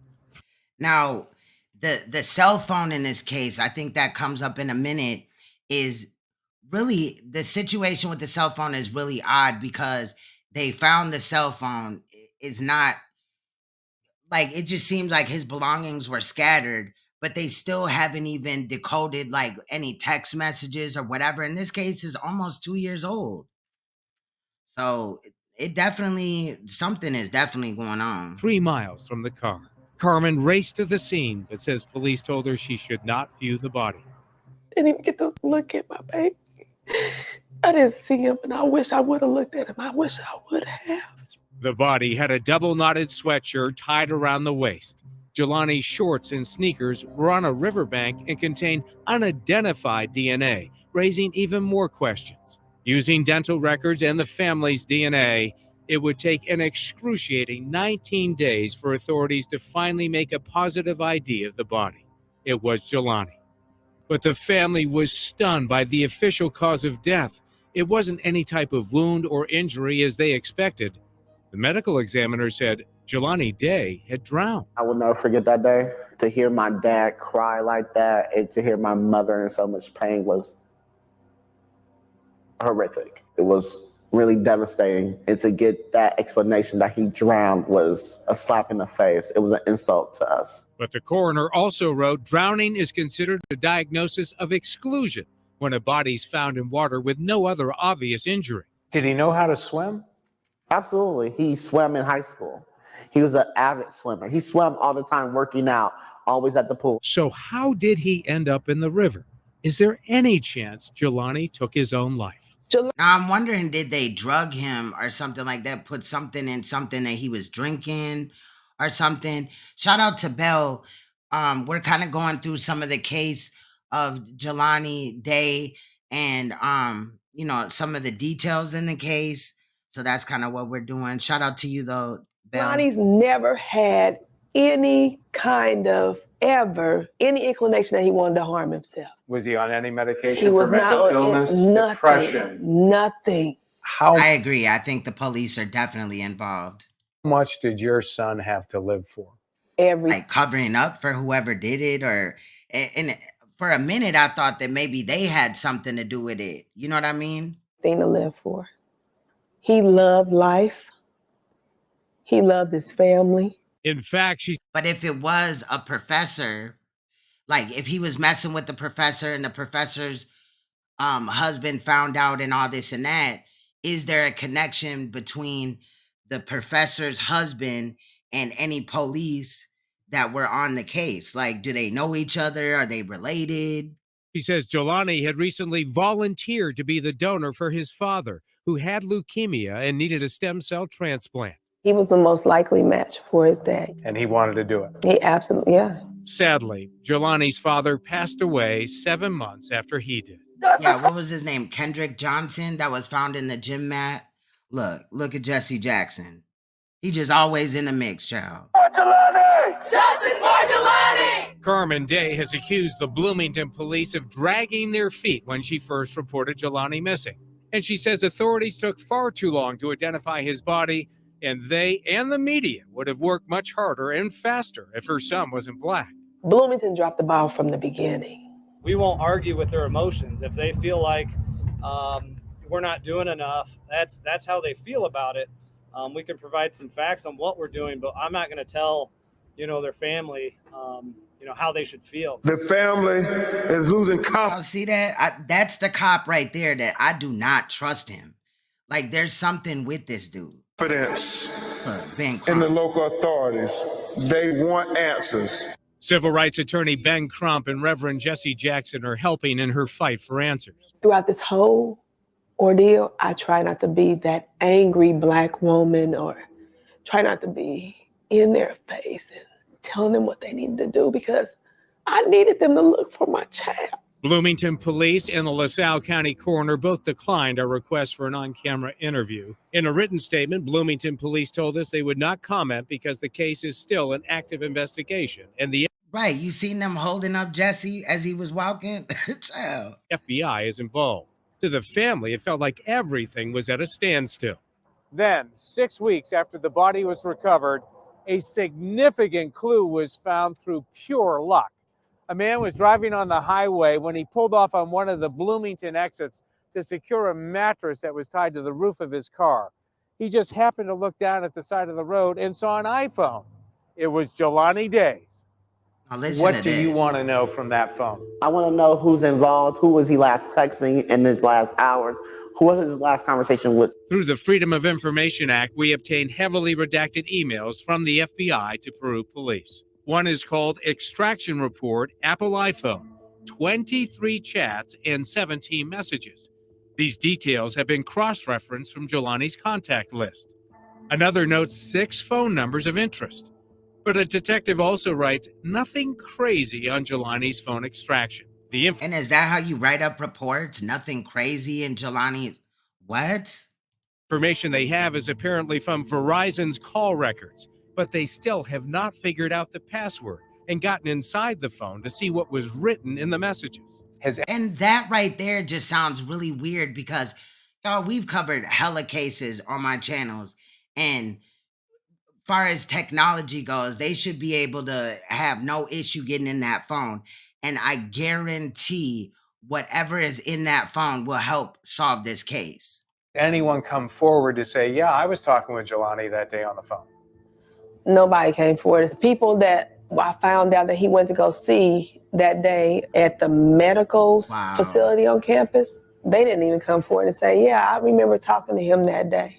Police sources close to the investigation tell us his phone was turned off at 9:21 a.m. while Jelani was believed to be in the parking lot leaving the marijuana dispensary. Video shows him driving away. His iPhone was later tossed from his car onto that roadside on I-55 North, south of mile marker 158. The question is, did Jelani do that? Or did... Exactly. Maybe because they figured if the news got it, it may compromise their case. But still, like, the FBI is involved. How can they not get in this phone? Like, that's weird. Someone else. Do you think there are people out there with information? Absolutely. I think people are withholding information for some whatever reason, but I don't care. The Day family has lost a brother, a son, and now a father. Oh, okay. Didn't know that. Didn't know that. But say their will to find justice for Jelani will never wane. And I'm trusting God that everything I'm doing to find out what happened to him will not be in vain. This is not going to be an unsolved mystery. Jelani Day's mother still can't believe that her son is never coming home. I recently joined her on a key stop on her quest for answers, Peru, Illinois, the place where her son's body was found. Even though it's been a year, it feels like this stuff just happened. On the outside, Carmen Bolden Day appears to be strong and unrelenting. But deep down, Jelani Day's mother tells me her heart breaks daily because she still doesn't know what happened to her son. What hurts the most for you in this moment right now? That I gotta sit here with you and talk about my baby. He's supposed to be here. Jelani was a graduate student studying speech pathology at Illinois State University. He was last seen on campus on August 24th, 2021. The following morning, his mother says he didn't answer her calls. If I text him, Jelani would text me back, let me know, Mom, I'm gonna call you right back, or he would call me, but I didn't get a text back. This image from surveillance video is the last sighting of Jelani, waiting in line at a marijuana dispensary in Bloomington. Days later, police found his car in this wooded area in Peru, Illinois, about 60 miles north of campus. Day's body was found in the Illinois River, about 2 miles from where his car was discovered. The coroner ruled Jelani's death a drowning, but Miss Day says there is one thing she's certain of. He did not do nothing to himself. It's foul play, absolutely. None of this makes sense. Miss Day tells me the delays in her son's case have been that does sound odd. Why would he turn his phone off? Unacceptable. In particular, the delay in accessing her son's phone. The FBI has the phone and they can unlock it. His radio from his car, they believe that it can tell where the car was. They claim that this radio is in Quantico, but it's on a 2-year backlog. The ABC 7i team asked the FBI about these pieces of evidence, but the agency says it can't comment on active investigations. And for the first time... Damn, I didn't know that about Apple, Bell. Thank you for weighing in. I appreciate that. The ABC 7i team is getting an exclusive look at a key piece of evidence in this investigation. That's Jelani Day's car. Police also told Miss Day the car had been sitting outside for the last 3 weeks. This is where they said They had no room to store Jelani's car. This is the secure area where Jelani's car should be at. The Peru Police And that's crazy. Like, they're not even, bro, they're not even securing evidence the correct way. Department wouldn't tell the I-Team why Jelani's car is currently outside and would not speak with us on camera. But they did give us a statement on behalf of the Jelani Day Joint Task Force, saying in part, quote, complex death investigations take time to thoroughly investigate, and the Jelani Day Joint Task Force is employing all available investigative techniques to bring this case to a resolution as soon as possible. The task force continues to solicit tips from the public, and the $10,000 reward for substantial information regarding Day's final hours remains active. Ms. Day says she will not grow weary and that she owes it to Jelani to keep going. Because I love him. I just want him to be proud of me. I want him to know that I'm not going to let people forget him and that I'm going to find out what happened to him. The FBI is still taking tips on Jelani Day's case. If you have any information, you can dial 1-800-CALL-FBI. This week, we mark a somber Central Illinois anniversary, the disappearance of Illinois State University graduate student Jelani Day. He was reported missing in Bloomington and later found dead a month later in LaSalle County. So what happened to Jelani Day? WMBD's Austin Schick now with a closer look at where the investigation into his death stands today and how Jelani's death has led to changes in Illinois law. 1 year after his disappearance and subsequent death, the family, many in Bloomington and nationwide, are still wondering what exactly happened to ISU grad student Jelani Day. This investigation 1 year later still has many questions unanswered. Research shows that unfortunately, African Americans who are I didn't mean to cut her face off, y'all. victims of crime, those crimes often go unaddressed and unsolved. This young man is gone. All of that potential, all of that life that he had. The 25-year-old Day was studying to be a doctor and working towards a master's degree at Illinois State University and was last seen alive entering the Beyond Hello cannabis dispensary in Bloomington August 24th. 1 day later, Jelani was reported missing. And after connecting the dots, police recovered Day's vehicle in LaSalle County. And on September 4th, authorities found a body in the Illinois River. But it took nearly 3 more weeks to identify just who it was. Jelani Day. We think it's a long time coming for you to have a body and can't make a determination. Then you need to move it on. It shouldn't be 20 days later that now you identify. Lawmakers. And then I also wonder if he was like, if let's just say that somebody put something in his drink or something like that, or if there was any drugs like in his system. I'm not talking about the weed, right? If somebody drugged him, then the 19 days or whatever it took to find his body or whatever they had said, that could have possibly left out of his body.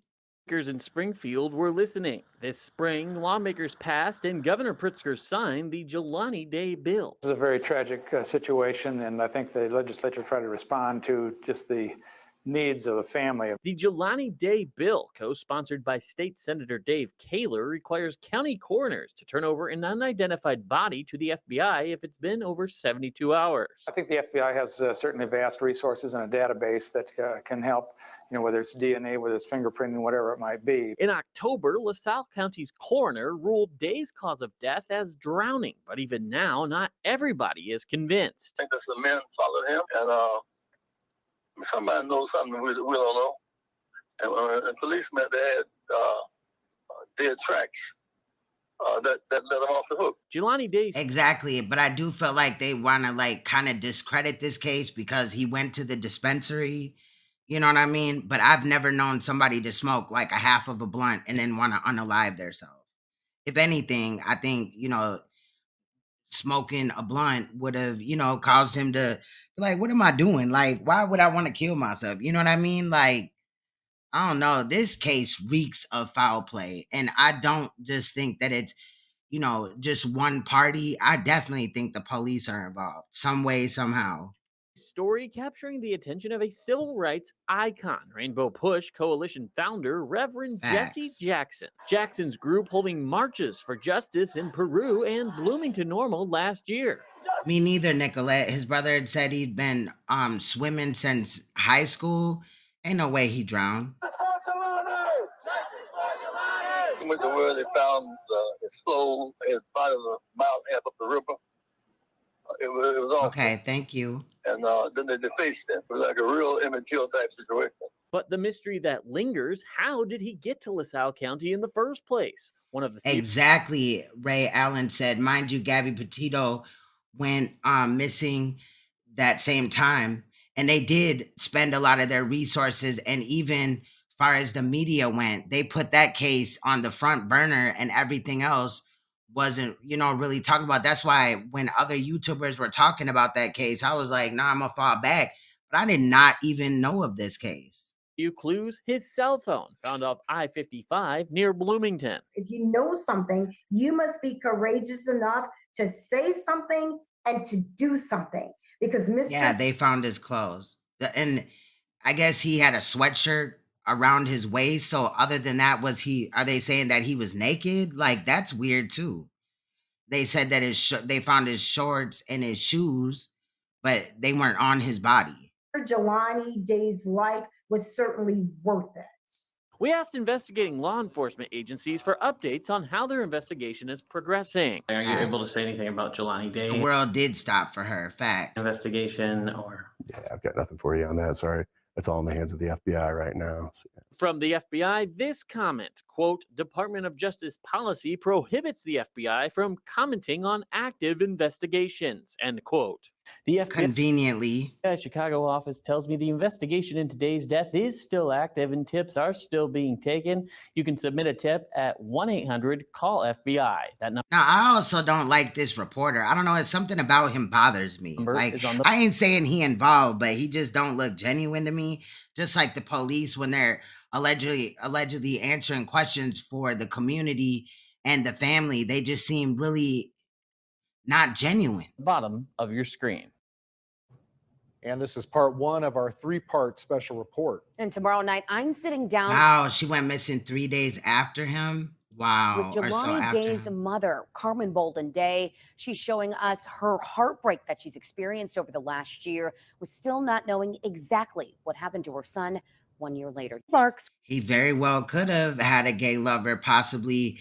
It does kind of seem like whatever may have been going on, like that lured him, maybe, after he left the dispensary, it seemed like he was like lured, or he was meeting up with somebody that he wanted to keep secret from like family and friends or whatever.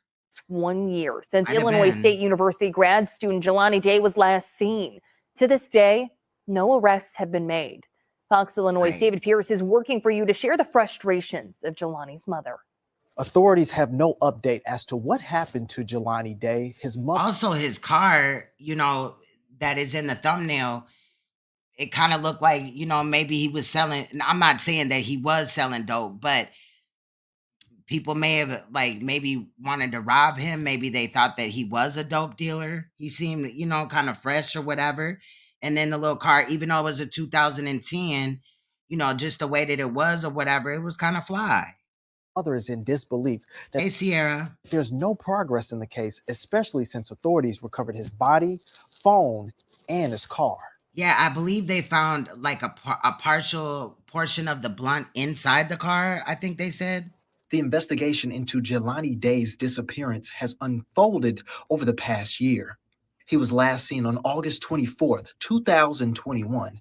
His body was found in the Illinois River in Peru, Illinois on September 4th, 2021. Wow. And his body was identified nearly 3 weeks later on September 23rd. In the midst of that, his cell phone and 2010 Chrysler 300 were discovered as well. FBI Chicago is now overseeing the case, and his mother, Carmen Bolden Day, finds it suspicious authorities have no answers. Apple can't help me. The cameras can't help me. Nobody is helping me. So wait a minute. What? When they found him, they said his genitals were flayed and he had no balls. No, wait, no, you're talking about a weed sack? I'm confused right now. Like, what? Okay, so allegedly he went into the dispensary. They saw him on camera, and oddly enough, he actually looked up at the camera, which was kind of weird to me. I'm not saying, it was just kind of weird. I don't know.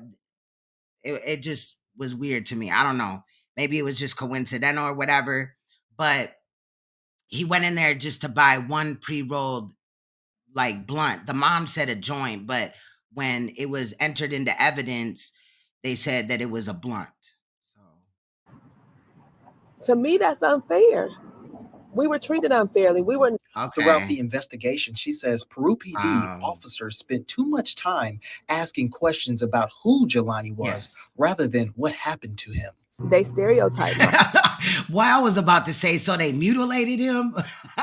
Yeah, so he went in there and he just bought one blunt. Okay. So they stereotyped him by his car. I'm like, what the fuck? They stereotyped him by the place that he lived.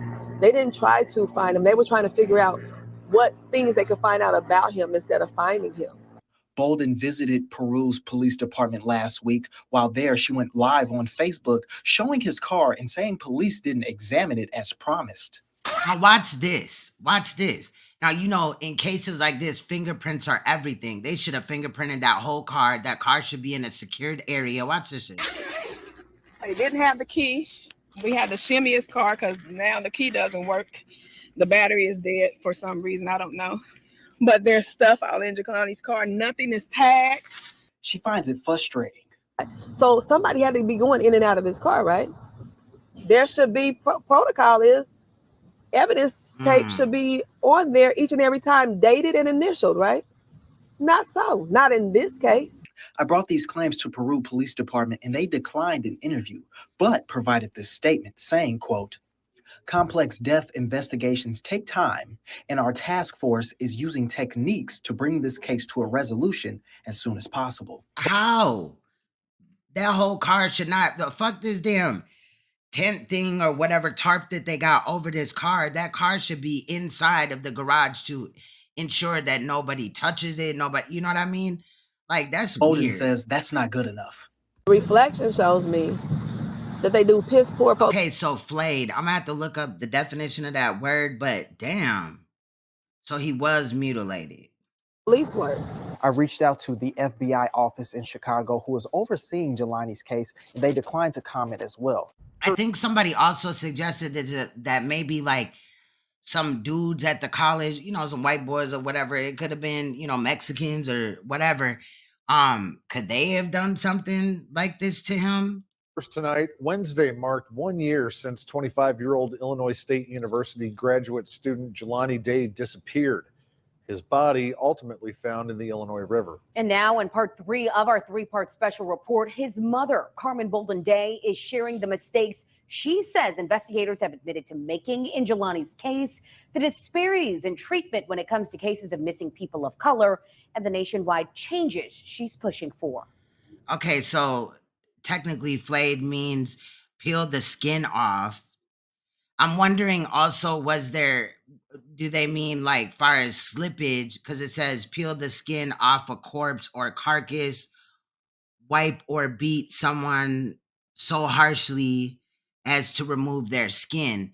But possibly there may have been some skin, and I'm not taking up for nobody or nothing like that, but maybe was there skin slippage because he was in the water and he had been deceased for a long time? But for it to just be his genitals, that does scream out mutilation, in my opinion. Thank you, Ray, for that. To not know where your child is. Yeah. Oh, wow. Is a pain that I can't even describe for you. Carmen Bolden Day wrestles with the reality that she will never see her 25-year-old son, Jelani Day, ever again after he disappeared last August and was mysteriously found dead in the Illinois River. No. I mean, think about it. If somebody was in that car with him, like he picked up somebody or whatever, there has got to be fingerprints all over that car, on the inside, possibly the outside, the handle, the door. Come on now. Nobody can convince me Jelani did this to himself. Another level of pain hits as 1 year later, Carmen is no closer to finding out what happened to the Illinois State University graduate student. Yeah, but if it was just his genitals, like I wouldn't chalk that up to just an animal. And it seems like they just want to explain this away so that, people forget about it and move on. It's the same set of eyes doing the same set of things, so I'm going to get the same results. She blames investigators, saying they've overlooked critical surveillance footage that she found, Right, delayed exactly, following Ray. up on leads, and didn't dedicate enough manpower for her son's investigation. A whole month done passed. They didn't conduct a search party. Every search party that happened, I did that when they found the car, and we stood in that parking lot that night or that early morning. And I asked them, well, what are we going to do next? Are we going to look in the water? Where are we going to go? And Detective Paul Jones from Bloomington told me, Carmen, we don't believe that Jelani's in Peru. But that is exactly where Jelani's body was ultimately found. He works for the Attorney General's office. And he said to me, Carmen, we've made mistakes. The police agency made mistakes. What can we tell you besides that we're sorry that we made mistakes? But see, that's just not good enough, because as the police, they supposed to investigate this. I wouldn't care if he was green, purple, blue, black, yellow, whatever. They fuck a mistake. Y'all go to school for this. And if you can't handle it, then get it to somebody that can. And then the fact that the FBI is involved, there's several, agencies that are involved in this, and nobody can get any information. Like, they didn't even assist her in a search party. She did that by going on Facebook and asking for help from people, in the public. The LaSalle County Sheriff's Office, Peru Police Department, LaSalle Police Department. What? They said that his eyes were eaten out? Bloomington Police Department, Illinois State Police, LaSalle County Coroner's Office, the FBI, and Illinois Attorney General's Office have all had a hand in Jelani Day's investigation. Right, look at all the people that were involved in this. And then you put, you mutilate his balls and his eyeballs or whatever. And that kind of just sounds like, to me, like he was messing with somebody's girlfriend, boyfriend. I ain't trying to disrespect the man or nothing like that. But a jealous lover found out. So they like, well, I'm going to take your eyes out because you've been looking at my girl. And then you also use your penis to enjoy sexual relations with said person. So I'm going to mutilate that as well. You know what I mean? If y'all remember the Granville Ritchie trial that we had looked at, that got stricken down, you guys. But anyway, that little girl was in the water for a considerable amount of time, and she had skin slippage and things like that. This shit is crazy. As part of the Jelani Day Task Force. They volunteered to do this work, to protect and serve. Yeah, it definitely, because ain't no black, we ain't racist over here, but ain't no black person gonna do no shit like that. They did me a disservice. They didn't serve I ain't never me. ran They didn't across serve my family. And now all you want to do is tell me that you made a mistake? But why would it, they're dumb for even saying that, trying to chalk it up to a fish or an animal or anything like that, because why would they just pick the eyes and the balls or, the penis, the genital area to, eat? What about his elbow? What about his kneecap? You know what I mean? It's just really weird. How do I know that mistake, that at some point Jelani was not alive, but because of your mistake? I mean, we've seen what they've done in other cases and they fail all the time. We didn't find him. Beyond the mystery of Jelani Day's death, his story also opening up another important conversation: the treatment of missing persons cases when it comes to people of color. When the police sat there and told me, Miss Day, yeah, we've asked around and we can't find anything bad about your son. Listen to this. Why were they even looking for anything bad about her son? And I'm also glad, I know it probably hurts the mother that she didn't see her son after they found his body, but that probably would have just messed her up even, worse. Because viewing the body of your child and then they were mutilated and murdered, that would have just probably burned an image in her head forever. But listen to this. Like, why were they intentionally looking for something bad about Jelani Day? Why are you even looking for something bad?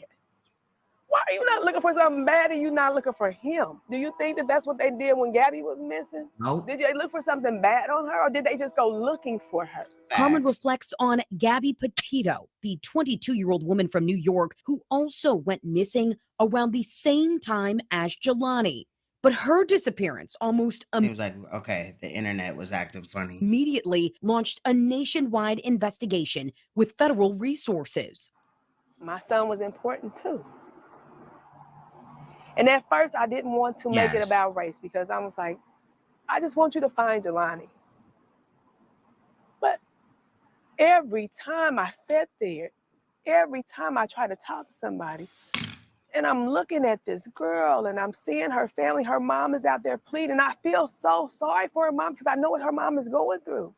But imagine the fact that this woman right here has to feel that way about another case and a mother that is seeking justice for what happened to her daughter. But she even put, you know, at this, even if for just like a couple of seconds while the thought crossed her mind that she had sympathy for this mother, she put her son on the back burner. And I'm not coming down on the mom at all. I'm not saying that, but that just shows you how much, like, how real she is. You see what I'm saying? Because at the end of the day, a lot of people would have been like, man, fuck that. What about my son? But help me too. It's a disparity in treatment that and then they had like a court date and all that, and like court proceedings, and I'm like, what the hell is going on?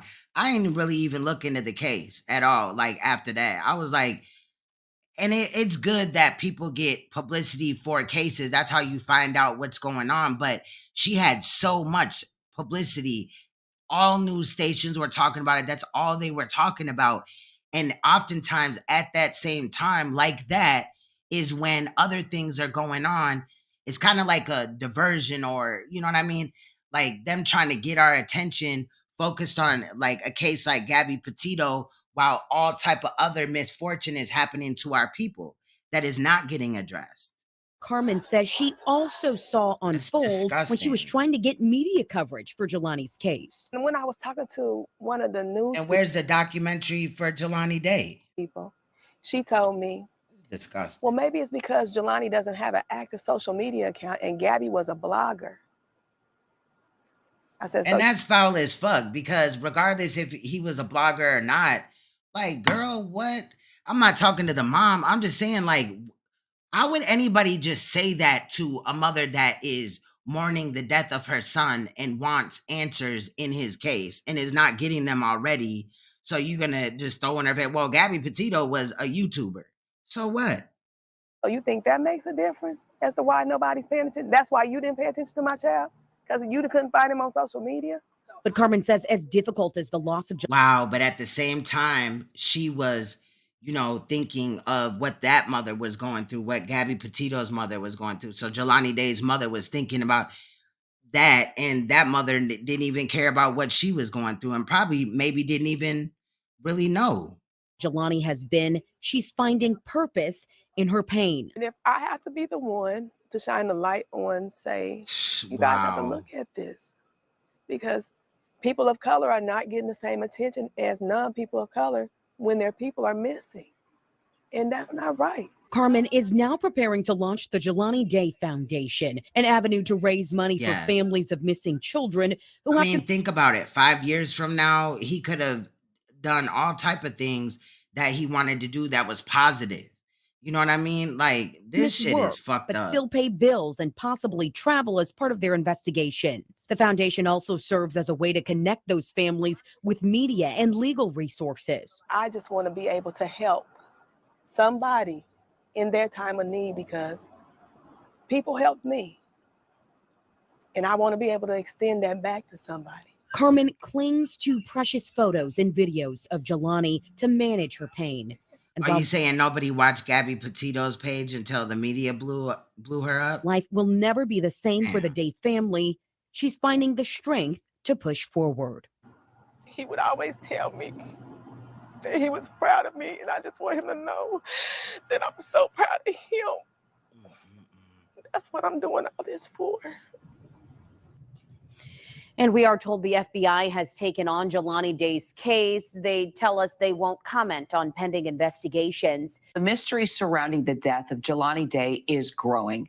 Authorities still searching for answers after the 25-year-old grad student's body was found floating in the Illinois River. Day's family says they suspect foul play, and they still are looking for answers. We're going to talk to Jelani's mother, Carmen, in just a moment. But first, Alex Perez with what we know so far. A growing mystery surrounding the death of Illinois State University grad student Jelani Day. Day, who was studying to be a doctor, was living and going to school in Bloomington, Illinois. He was last seen on campus August 24th.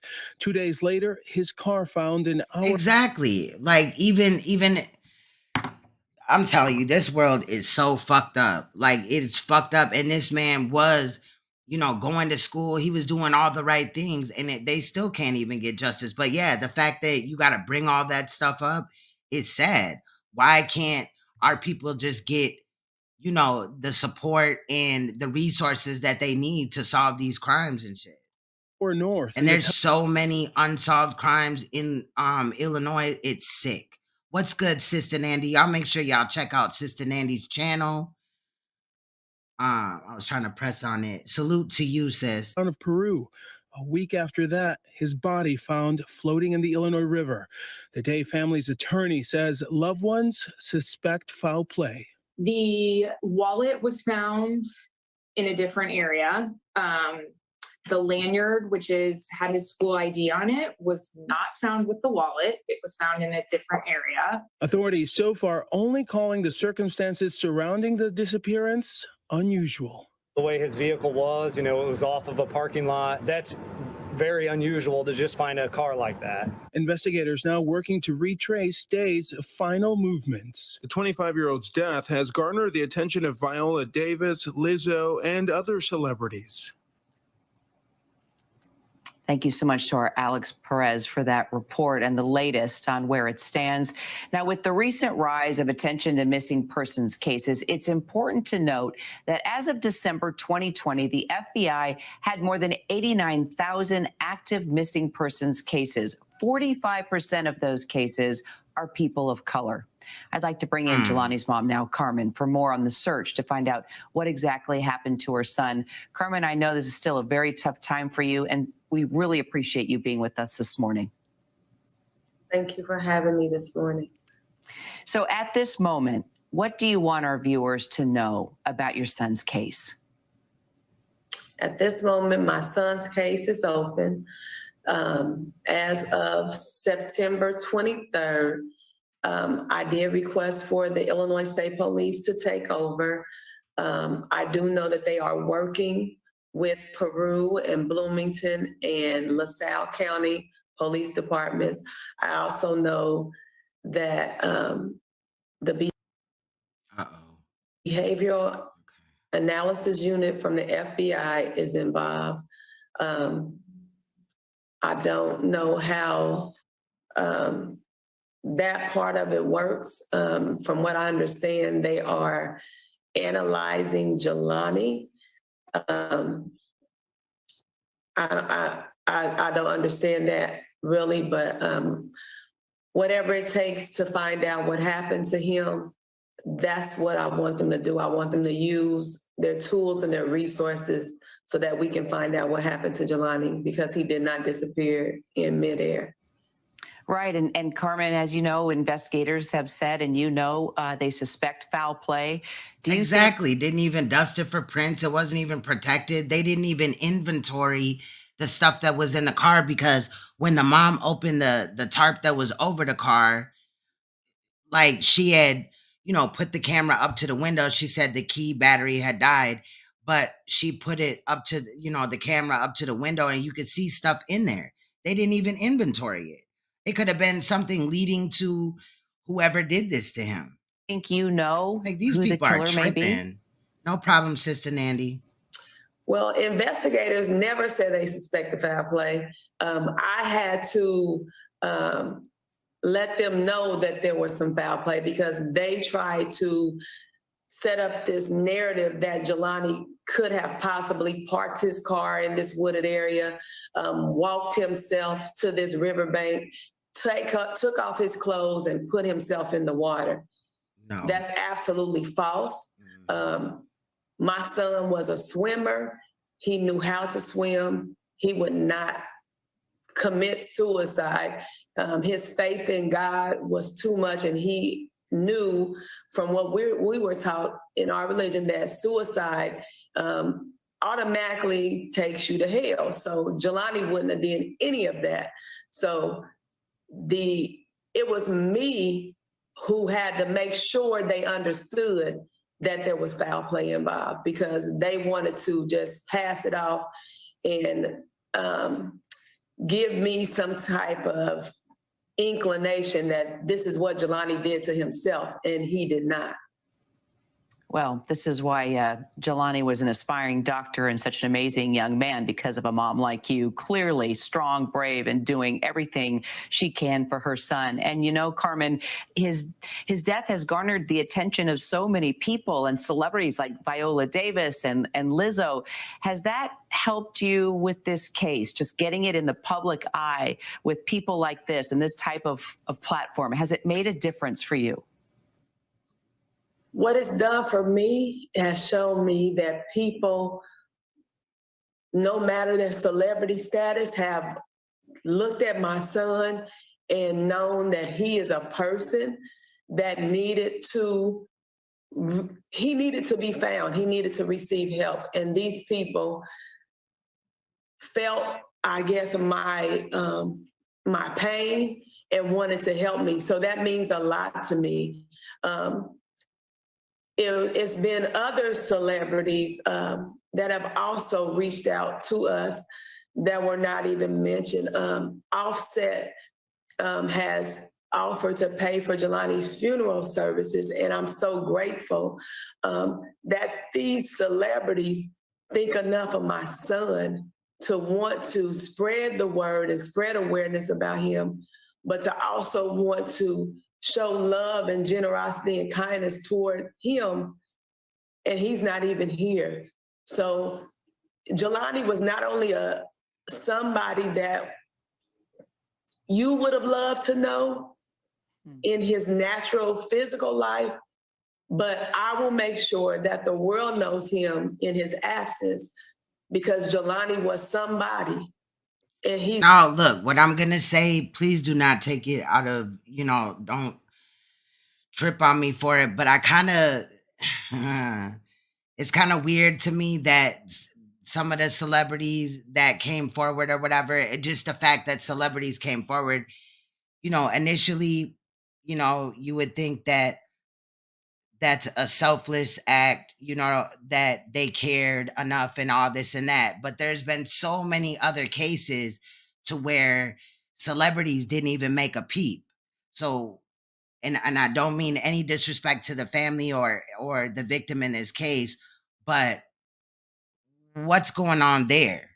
She said Offset was going to pay for the funeral or paid for the funeral, and all these people that were celebrities as well, retweeted it or shared, that they were upset about the situation and shared the details of the situation, trying to, cause people to look into the case, which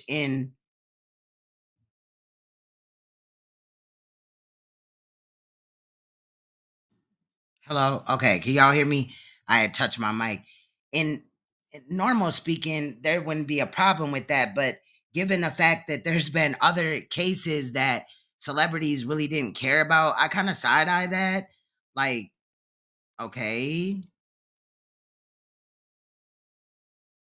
Come on, man. What the fuck? Hold on. Do not do me. Oh my God. We was up in here somewhere. I'm sorry, y'all. Well, this is why Jelani was an aspiring doctor and such an amazing young man, because of a mom like you, clearly strong, brave, and doing everything she can for her son. And you know, Carmen, his death has garnered we the were a attention little of bit so farther than that. And he's not even here. So Jelani was not only somebody that you would have loved to know in his natural physical life, but I will make sure that the world knows him in his absence, because Jelani was somebody and he's going to be treated like somebody. You know, we didn't get the treatment that we deserved on set, but I thank God for my children who they knew they wanted their brother back, and they just went through anything that we had to do by any means necessary to do what we needed to do to make sure that Jelani was found and that we got the help that we were looking for. Well, I know you are going to figure out to the very end what happened, and I hope we are there to bring about the entire truth. Carmen, you're an amazing mom. Your kids are lucky to have you. Thank you so much for just getting up early for us this morning. Because of the time that has lapsed, I have lost complete faith in you and your police chief. Neither of you take my son's death seriously. And that's where we begin tonight. There are renewed calls for action in the Jelani Day case. Tonight, Jelani Day's family spoke to Peru city officials, including their newly appointed police chief, Sarah Raymond, regarding their efforts in that investigation. Our Brianna Rittman attended tonight's meeting, and she joins us live with a look at what Jelani's mother had to say. Brianna? Mark, Shelby, tonight Jelani Day's mother, Carmen Bolden Day, demanding answers from Peru city officials. Bolden Day says Peru Police Chief Sarah Raymond has been her point of contact since the Jelani Day Joint Task Force was formed, but has failed to provide weekly updates in Jelani's case. Jelani Day was the Illinois State University graduate student who was last seen alive in Bloomington in August 2021. He was found dead in the Illinois River a few days later. However, his body wasn't identified by the LaSalle County coroner until another few weeks. The coroner ruled his death a drowning, but the family believes more heinous conduct was involved. Tonight, Bolden Day called out Mayor Ken Kalowski and the council for what she describes as enabling the behavior of the police department. I ask you tonight, have you enabled the lack of accountability? Have you looked into this case yourselves? What questions have you raised to the Peru Police Department? What accountability meetings have you set up? Do you know the details of this case? Have you asked questions about what is being done? Bolden Day says she is grateful for the support that she has, but she cannot rest until she knows what happened to Jelani. To begin tonight, a painted poster honoring the once missing Illinois State University student Jelani. Now, this shit pissed me the fuck off. Day put up in Uptown Normal sometime this week, but it's since been removed by the town. Our own Liam Donahue shows us why it was taken down, the plans for it moving forward, and why some are unhappy with the decision. The town of Normal is looking to find a more permanent home for a painting of Jelani Day that was posted next to the Uptown Normal mural. The painted poster was put up on the side of 104 East Beaufort within the past few days by an artist that reportedly wishes to remain anonymous. The town of Normal has since removed the painted poster and put it in storage, as it is in violation of town code. They plan to give it to Illinois State University in hopes of finding a permanent home for the painted poster. Now, you seen how this poster is not like it's ginormous, right? It is a beautiful painting that, you know, somebody had done, but why did they need to remove it? Like, what city ordinance or whatever are they talking about, which would have been an issue to, oh my God, this case is just reeks of all type of just fucked up shit, fam. This is not even right at all. They literally removed the poster and put it in the store. Like, this shit had me hot. Taken it down and preserved it as respectfully as we can, with the intention of getting it to Illinois State University if they were to have a memorial or someplace on campus where people can visit and pay tribute. She says the painted poster was not approved by anyone with the town, but they understand it is important to the community. It was posted without any prior authorization, and it does violate code. Again, we recognize that this is an expression of grief over a very tragic situation. ISU student Gavin Cunningham says he understands the painted poster was in violation of town code, but says the town could have made an exception. The town's aware of how much this mural that was painted meant up. On the sign that they say, they even talk about how they understand this is a time of grieving processing for this town and for this community. The town very much could have just left it up.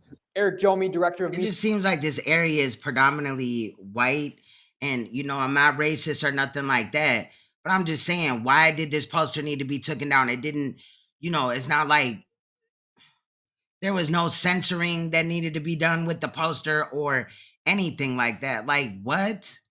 Media Relations for ISU says they will work with the town of Normal to take possession of the painted poster and are working on a vigil or memorial service for Jelani Day on the campus of Illinois State University. Investigating what led up to the discovery of this young graduate student's body more than 60 miles from his campus, found in a river in a city his family says was completely foreign to him.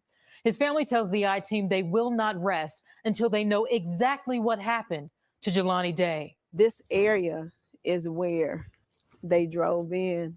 This wooded area in the small town of Peru, Illinois, has become all too familiar to Jelani Day's mother, Carmen. This trail here, somebody drove through here. Right here, police found the one concrete clue in his disappearance, her son's car with the license plates removed. My kids didn't come to Peru for nothing. Never was raised anywhere near here. Don't know anyone here. And Jelani would not have known to come and park his car in this wooded area. The distance between where Jelani's car was found to where his body was found is another puzzling part of this mystery. From this spot, the I-Team had to drive nearly 2 miles to the Illinois River, where investigators located Day's body. His mom says none of this makes sense. How are you coping with all of this right now? I've had to grieve while working and trying to find answers. The search for answers leads back to the Illinois State University campus. August 25th, one of Day's professors reports he didn't show up to class and he wasn't picking up his phone. I didn't get any text messages back because usually that's our thing. He'll call me right back. That's the moment when I said something is wrong. Investigators say Day was last seen on campus the day before, August 24th, at around 7:20 a.m. at the Student Center. And that same day at 9:12 a.m., this is the last known image of Jelani. He was spotted on surveillance video at a cannabis dispensary in Bloomington. Our detectives were looking through electronic data, and this was really the last location that we had. Anything that's connected to, say, electricity or cell phone tower is something that we, the police, can look into. But as for how his car got from here to Peru, Illinois, which is 60 miles north, that remains a mystery. Right in here. From where Jelani's car was located, we noticed a trail that leads to a nearby road. I guarantee you my son didn't drive himself here. Whoever brought Jelani here, they were very familiar with this area. Earlier this week, the LaSalle County coroner said Day's cause of death is drowning because he was found in the river and that there was no evidence of injury to the body. Day's mother is adamant. So the fact that he can swim means nothing to them. He just had to have drowned. Anyone in the community who believes Jelani did this to himself is wrong. Number one, Jelani knew how to swim. For them to imply that Jelani drove his car into this space, took it all the way over there, parked it, removed his license plate, then walked to where they're saying that his body was found 1.5 miles away from here, and took off his shoes, his socks, and his shorts, and put himself in this water.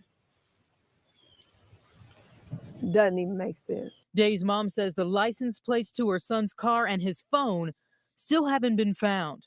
The family tells me they're demanding answers and justice. The license plate alone raise an issue. Who's gonna remove their license plate and do all that stuff that the mom had said and then get into a body of water and then drown themselves? Like, that doesn't even make sense. I know that Jelani knows that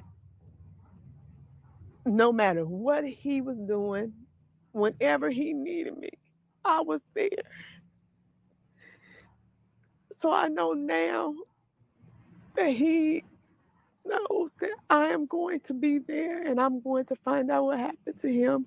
Now, the police departments on this case tell the I-Team they are working tirelessly to find out what happened to Jelani and are dedicated to providing the family with answers.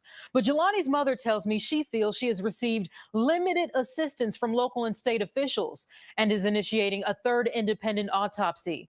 She is pleading with the Illinois Attorney General and the FBI to take over this case and help her find out what happened to her son. As you can imagine, the family is absolutely heartbroken. The coroner's office told me a body that they recovered from the Illinois River is Jelani Day. Now his family is demanding answers about what exactly happened.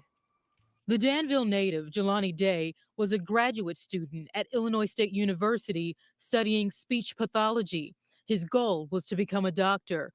On August 24th, a professor reported him missing after he didn't show up for a meeting they had scheduled. Bloomington police said his cause of death is unknown at the time, pending further investigation. We didn't stop investigating it when we found the body, and we're not going to stop until, the case is done. So if we still get tips that come in, Detective Jones will still go through that. After seeing the resources put into the investigation into Gabby Petito's death, family and community members wanted more work put into solving Day's disappearance. Yesterday, Day's mother, Carmen, told me she was desperate to find her son and get answers about his case. He's educated.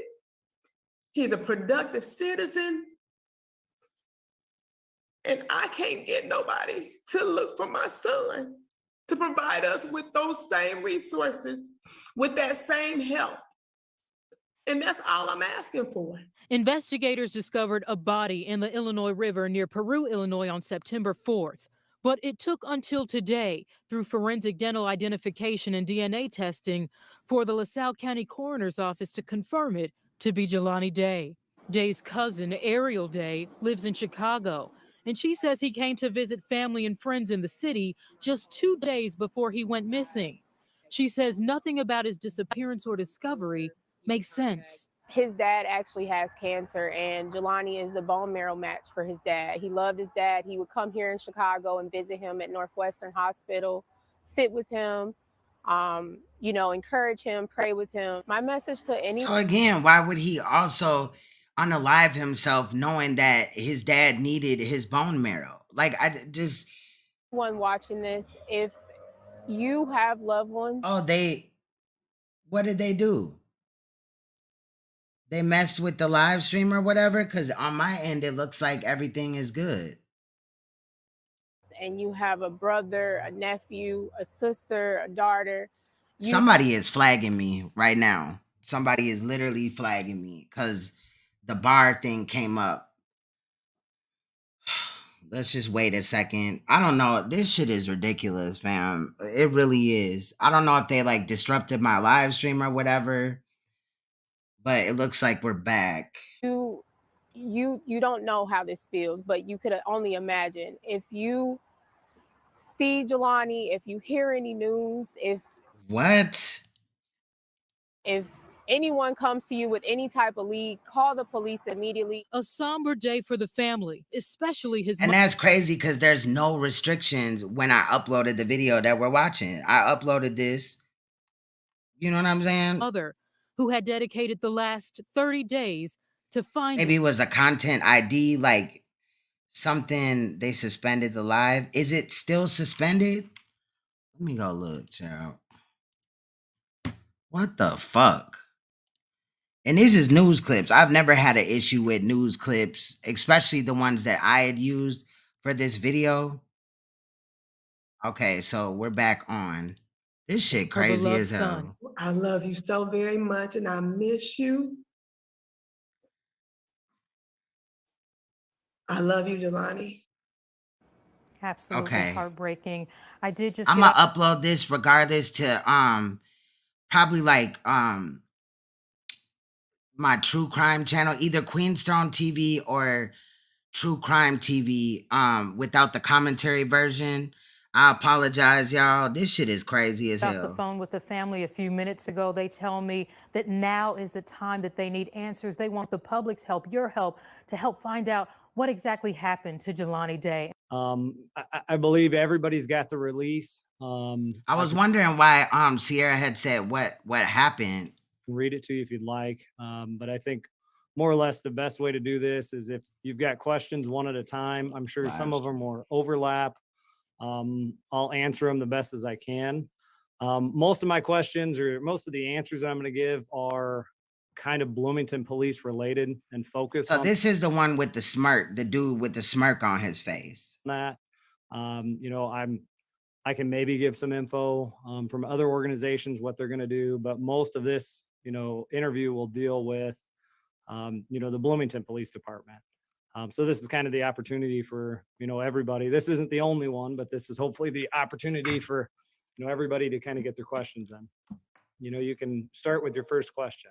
Austin, you can start since you're literally like the largest on my screen. Okay. What can you tell us about the investigation? What did you find that led this, you know, from the Bloomington Police Department's end of things? What did you find from tips, investigation? Thank you, Sierra. I appreciate you. And that led you to this discovery? So, I mean, first, and really this is kind of, I guess I should have started off with this. It's important, especially with all these questions and responses I'm going to give the support to the Day family. So again, I don't want a lot of questions. I'm not going to try to speculate anything. What do you mean you don't want a lot of questions? You ain't even really did nothing in the case. Number one, to everybody, I guess, be respectful, including myself, to the Day family, the grieving process that they're going through. You know, with that being said, it's been an investigation. I'd say the bulk of it was done between the day that it was assigned to our detective.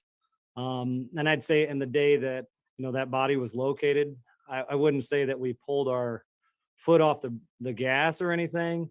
But, you know, Detective Paul Jones has been doing a great job. He's been investigating it from day one, the best of his ability. You know, there's some times where he might have been overwhelmed, but we had other detectives to help him out.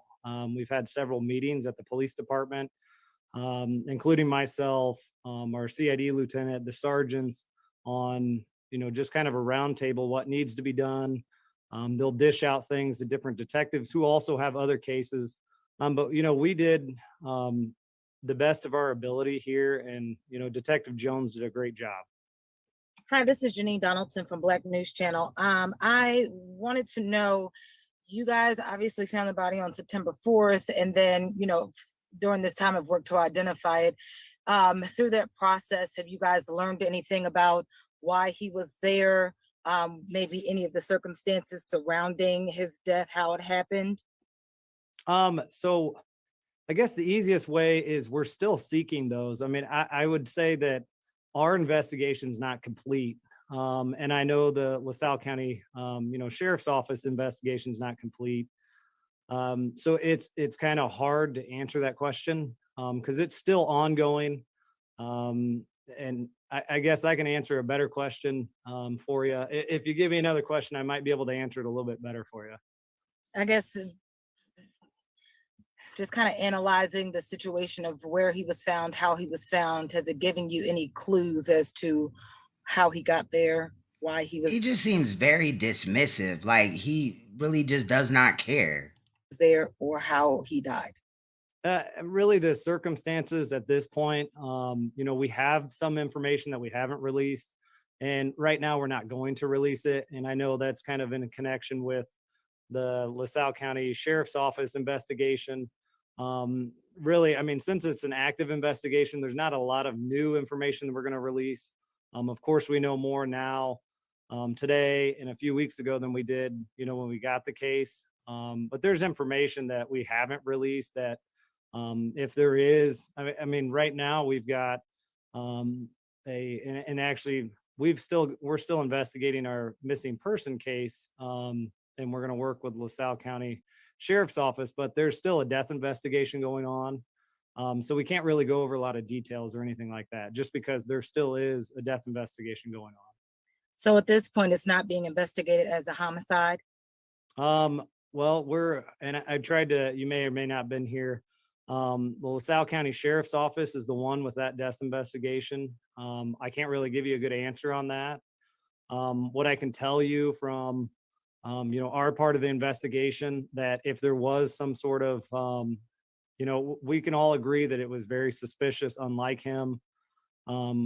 It's just one of those of, is it foul play or not? And that's kind of what the LaSalle County Sheriff's Office is their main focus is it a homicide investigation or is it a death investigation? And no, what we should be asking y'all is, do y'all care about this case or not? There's no question if there is foul play or not. Like, what? Over time, that's where we're going to get that answer. Is there Katrina Peterson from Cities 92.9? Is there any evidence in his car that leads you to believe someone was in there with him? Like I said, it's an active investigation. Any specific information, we're not going to release. Again, those are just tough ones. It's still active. LaSalle County Sheriff's Office has a death investigation that could turn into a homicide investigation, or it could not. I mean, right now it's still an active investigation, and that kind of details, I can speak for them. So why don't we have LaSalle up here, police department, talking to us? Why is this Bloomington police in Illinois? That they're probably not going to release, especially at this point right now. John, at what point, this is Eric Stock, WGLT, at what point did the FBI get involved in this investigation, and what triggered their involvement? I can tell you, I can't tell you much. I can tell you we've had discussions and communications, I think over the last few weeks, including today. So it's there. I mean, we've worked with a ton of organizations. I don't want to name them all just because I don't want to forget one. But the Illinois State Police was involved, LaSalle County Sheriff's Office. Why didn't this man have notes in front of him? Why is he just going off the head and saying 100 ums? County Coroner's Office, the Peru. Like, your job is to give details in the case. You knew that this was going to happen. You knew that you were going to have to address the news, and they want details in the case. So why didn't he just write down a few notes? Department, there were several search and rescue teams. We've kind of communicated with just about anybody that can help us, and are willing to help. We've had a lot of people reach out. Fortunately for us, we have, we've got a cyber crimes unit. I think we've released it before. We did do a lot of digital evidence. Luckily, we have detectives, in the police department that can go through that data, extract the data, after search warrant subpoenas. So we're lucky, we have those resources here. And if we don't have a resource or some sort of knowledge, we're not too proud to reach out. I could tell you that. Can't really tell you details on everything, of course, but our department's a great department, but sometimes if we need some expertise or we need some help, or hey, we've got an idea, sometimes it's good to just, discuss it with another organization. But it's just hard to nail down. I know you may want a specific, hey, they got involved on this date. I have no idea. I can just tell you that we've discussed things with them. And they've been more than willing to help throughout the investigation. I don't know. Officer Furman, Shelby Roberts with WMBD TV in Peoria. Just wanted to follow up to see, was Jelani's family at all involved in the identification? Look at his body language. He really does not care about this at all.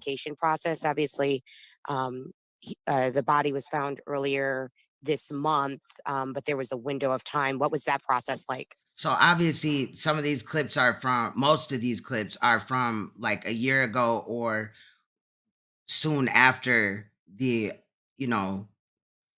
case had started. I don't know if I'm the best one to answer that. I would say that's more or less the coroner's office. From our release, sorry, I thought I had it over here. The coroner's office identified Jelani by dental records. And I don't really have much else I can say about that, since that more or less from the coroner's office. Sorry, that's just not really one I can answer for you. This is Officer Furman. This is Omar Jimenez with CNN. I saw on the release that you had done some searches in the immediate aftermath of finding the car and the proximity of that vehicle. And then there were additional searches that were done after, and then especially on September 4th. But not because of the police, because of the mother. For the September 4th one in particular, when you found the body, was there any new information that prompted a search back in that area, since it seems like you had already sort of swept that area before? That's a good question. It's going to be a simple answer. Yes, we had, a little bit more information. It's very difficult to search just a one, imagine searching an entire city is difficult. But we got some information to give us that second search. It took, I think, maybe a day, and it was a extremely professional and organized search, with trained professionals that conducted that search. And then I know there's a couple search and rescue teams up in that LaSalle, Peru area, just because that Starved Rock area has a lot of missing people. So we also were fortunate that, just an hour north, they've have these professional search teams. Hi, this is Brendan Dennis with the Panagraph. On that note, can you mention any of the other search teams that were involved? I know you mentioned the Illinois Search and Rescue Council, but do you have any other names that were helpful with finding the body here? I know the Utica Fire Department, and I believe it was a Peru Fire Department, and there was one other search and rescue team that was there. I don't know if it was a volunteer or not. But I believe on one of those releases we put that out, or I told somebody about it. But that Search and Rescue Council, they've got a website.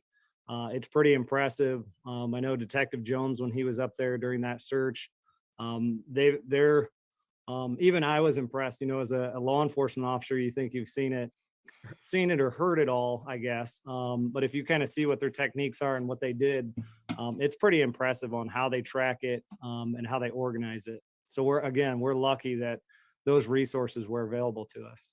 Officer Furman, Russ Widener, ABC in Chicago. How does the discovery or the identification of the body as Jelani Day change your investigation, if so? I would say that there's a connection, of course, that we can confirm through working with LaSalle County Sheriff's Office, but it doesn't change anything on our end.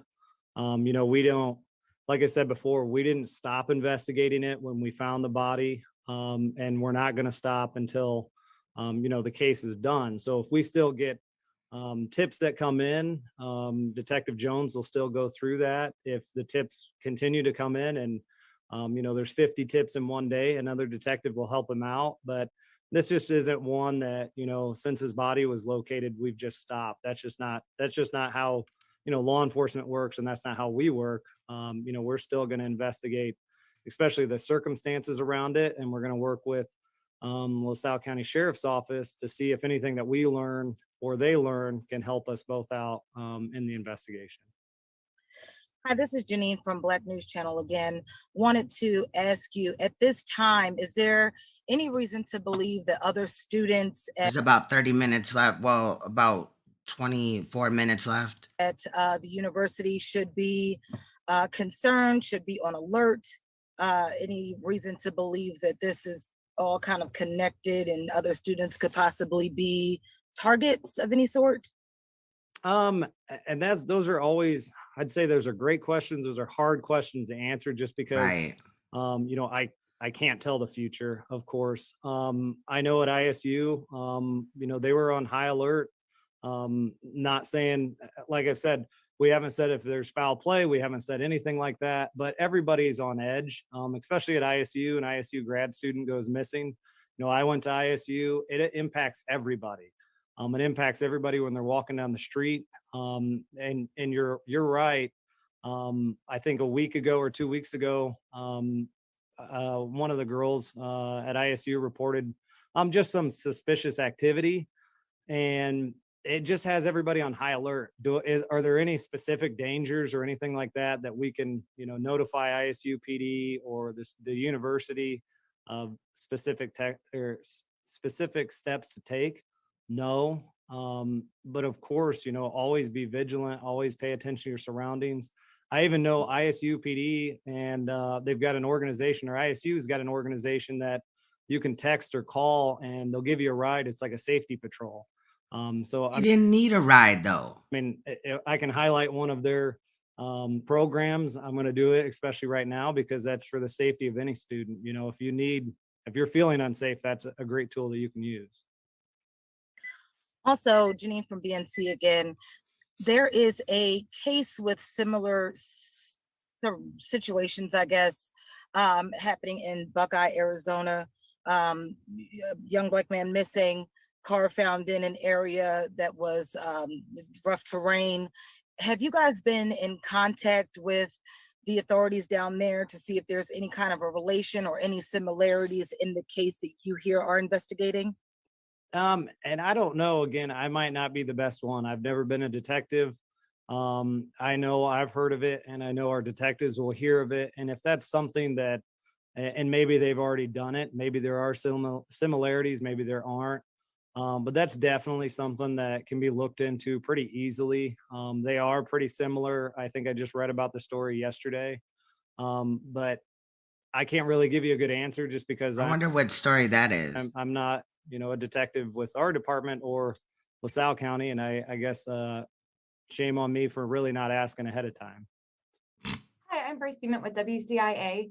I know you may not be able to say this as it might mess with the investigation or anything, but you may not, and also may not be able to name names, but do you have any people of interest that you're looking at possibly, or any, people that you're kind of looking into for this? I know it's still a death investigation, but just curious about that.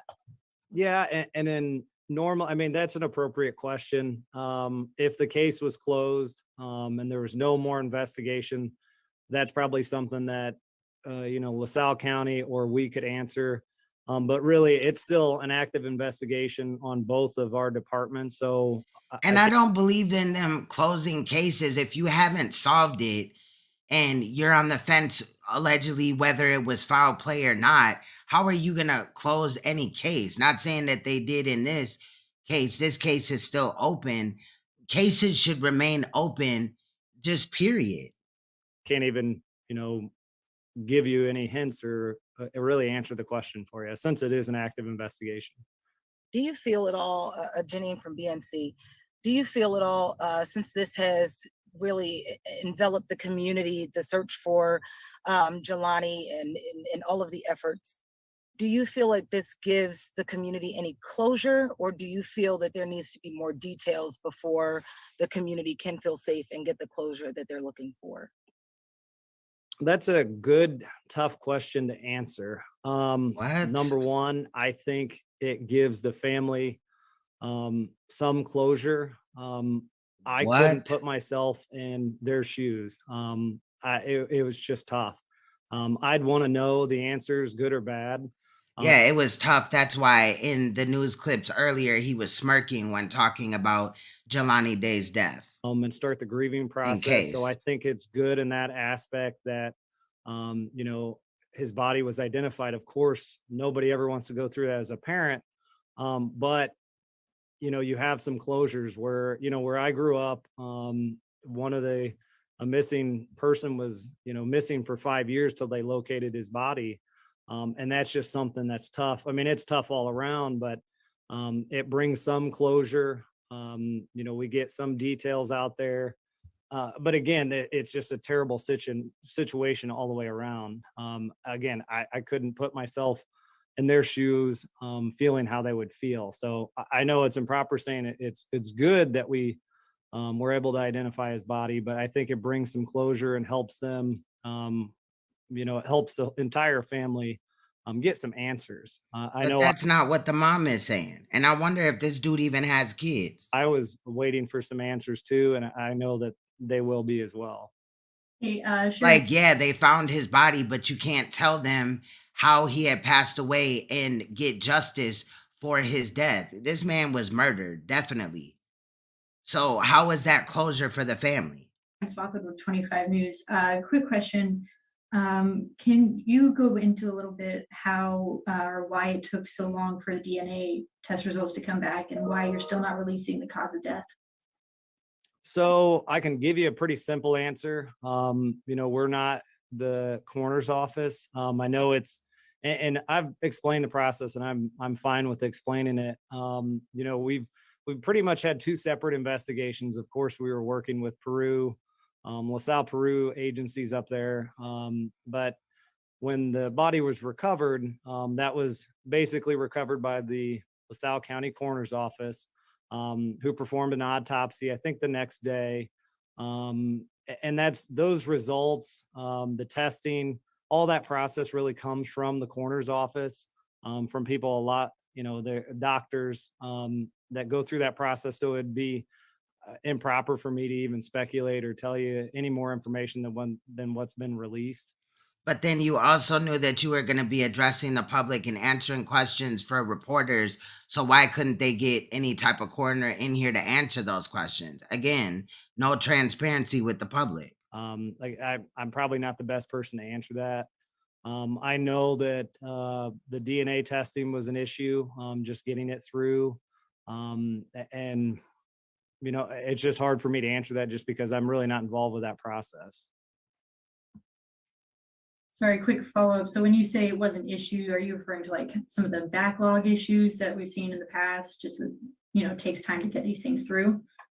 I think that the coroner up there, which again, I'm not the best source for it, said the state police crime lab, of course there is a backlog there, you know, made phone calls and things like that. But I think they ran out of a testing agent or something like that from what I read. Again, I'm hearing that third party. I've read it in some articles, and you know, that it seems to match up. But again, I'm not the best, you know, the best person to answer that question or to give you a good answer on that. You guys have gotten, sorry, Janine BNC. I know you guys have gotten some heat over the investigation in today's case and it being compared to the search efforts for Gabby Petito. How do you respond to the allegations that these cases were not treated the same and not given? For some reason, I think you got muted. I'm so sorry. Oh, there you go. How do How you convenient. respond to the allegations that these two cases were not given the same kind of scope and attention? Well, it's a tough way to answer that. You know, coming from the family, I'm not going to disagree with really anything, how they're feeling. Like I said, if I were in their shoes, how would I feel? What would I feel? And I'm not going to disagree with any of that. The other part is I'm happy that this got the attention it did. I mean, we've got, I don't know how many, 50 something people from, you know, across America, talking about this case, getting the word out. Unfortunately, you know, a lot of our high risk missing persons just here in the city don't get the attention that it deserves either. So, you know, I'm happy that this got out there. You know, we'll take the criticism. Part of our job is to, I wouldn't say, a part of our job isn't to release all the details. Just because we do have an investigation, it may be something, it may be nothing, but we try to release all the information that we can that would be helpful in locating the missing person without, you know, ruining or tampering with, or, you know, I'd say ruining the investigation down the road. But I wouldn't, it's hard to say that, you know, this didn't get a lot of media attention. This is the biggest media attention thing that, you know, I've done. And I'm happy that it's got this kind of attention, and hopefully this rolls over to, you know, other missing persons, especially that we have here locally, that we can get some attention. You know, we've got missing people that I think one, you know, teenage girls in Chicago or Chicago area. We've got a 16-year-old that we believe may be in Guatemala or somewhere, you know, across America. And I'm happy and ecstatic that a lot of media organizations are starting to pick up on, you know, missing persons, especially high risk missing persons and missing juveniles. Yeah, but at the same time, y'all got to start doing your job. Might be a corner. You talking about there's a missing person that might be in Guatemala. Well, you like, child, this is pissing me off. And again, when I edited this, I knew that dude didn't really have no, you know, thing to add to the case or whatever, but I intentionally added this just to show his demeanor and his body language and just in my opinion, how dismissive he is and Peterson from unprepared. Cities. The Come on, bro. For real. condition of the body, would that rule out homicide?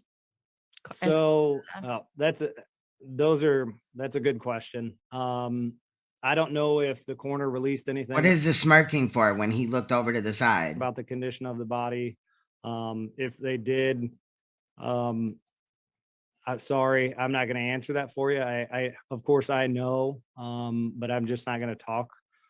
That's kind of out of my, standing really to talk about anything about the body, the testing, the process. I probably already talked too much about it, but that's more or less the coroner's,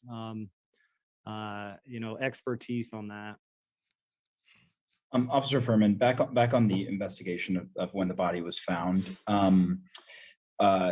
You mentioned there was new information that came in, and we know that there was at least some attention in the beginning on this case, maybe not as much as now. But was that information, did that come from a member of the public, or was that something that you all found, through some sort of analysis on the investigative side? I wish I had a good specific way to answer that question. I could tell you that the Peru PD was extremely helpful throughout the investigation. We don't have the resources to send 50 officers. Whatever that was is not in my edit. Or even 5 officers up to Peru. They asked for That's good, preach. Cameras. They were letting their public know, hey, we've got a missing person from Bloomington. The vehicle was found up here. Let us know. We were getting tips in, and that's really as far as I'll get.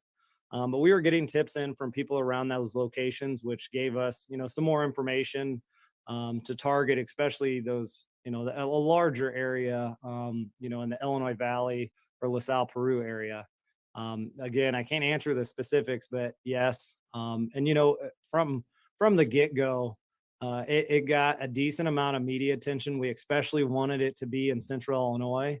The story, of course, has taken off more the last few days, but I'd say we got really good media attention. ISU did a great job of spreading the word. The family did a great job spreading the word.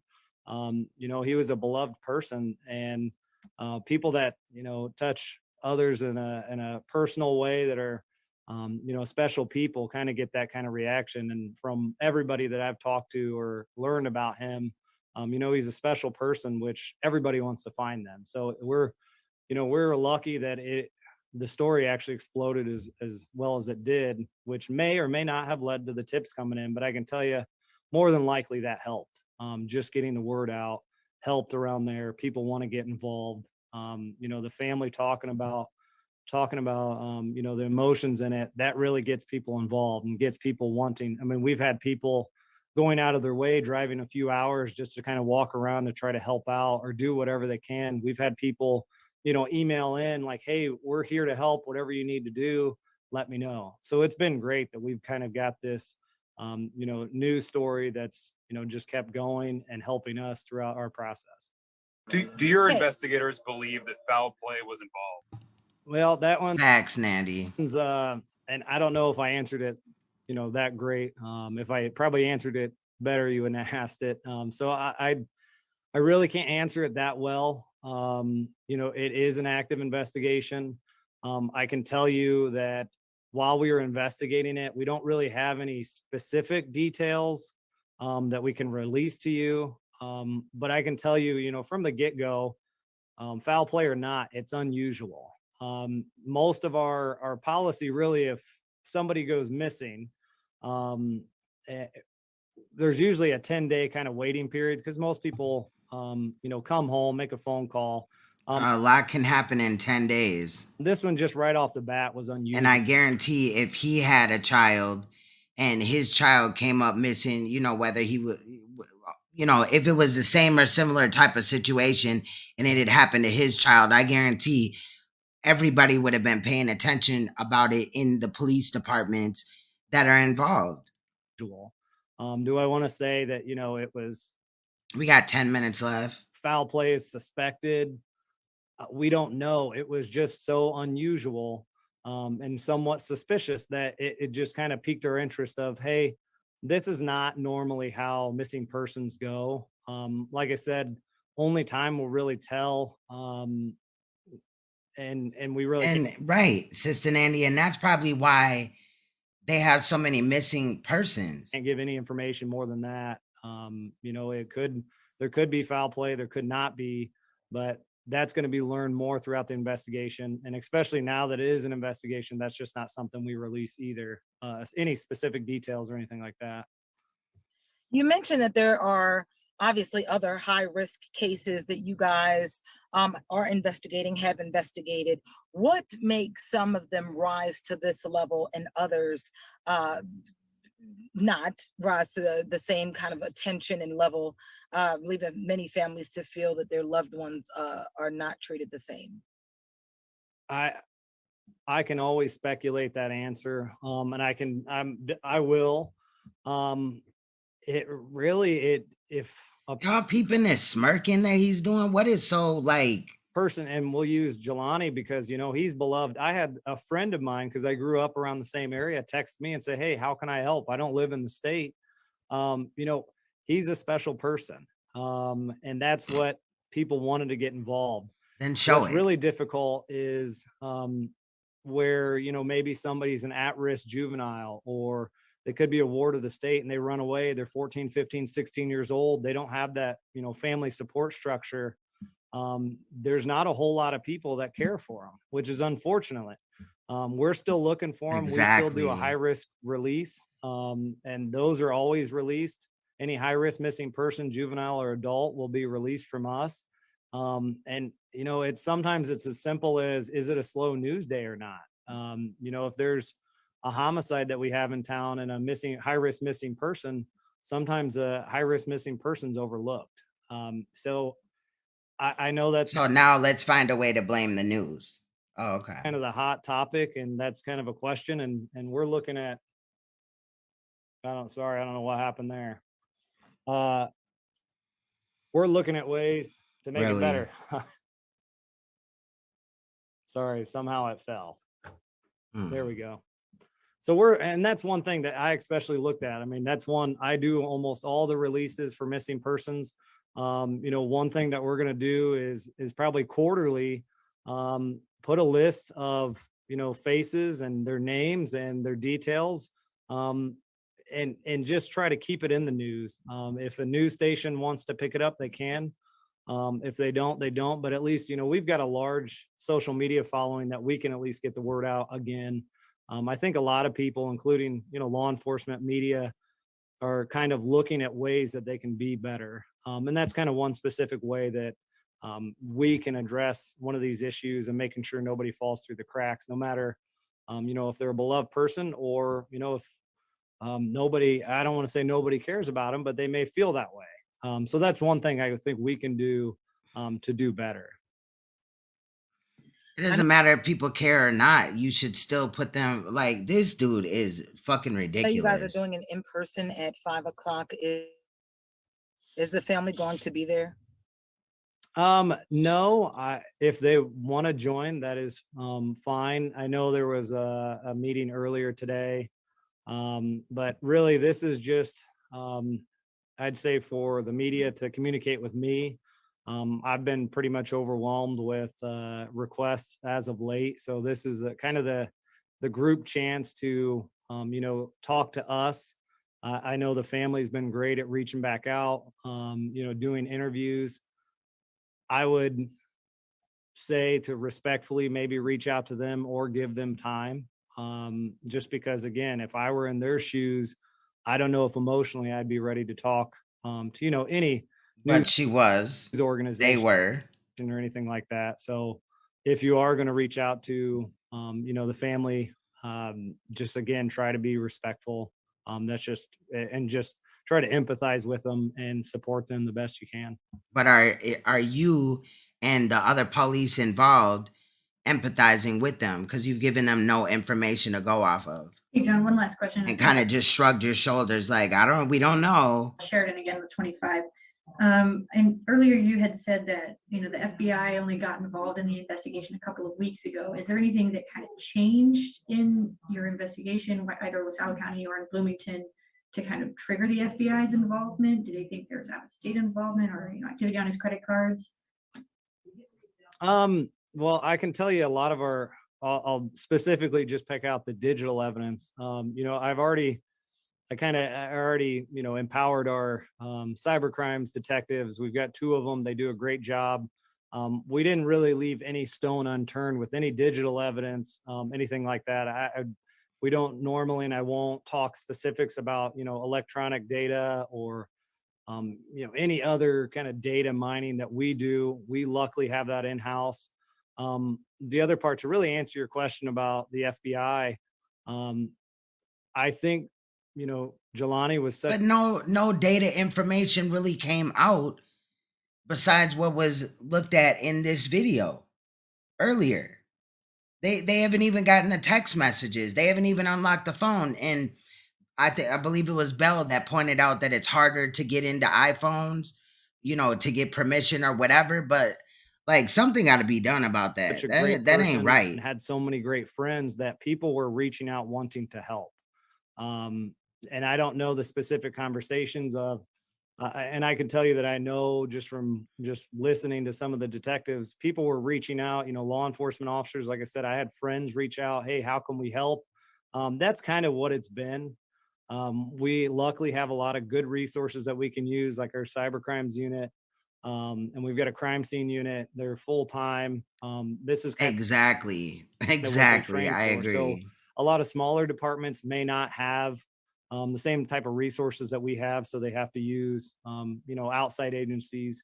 And not to say that we have everything, because we use the state police for a lot of different things. But we're lucky that we have inside resources. But I really can't answer that specific question on specific conversations about with the FBI.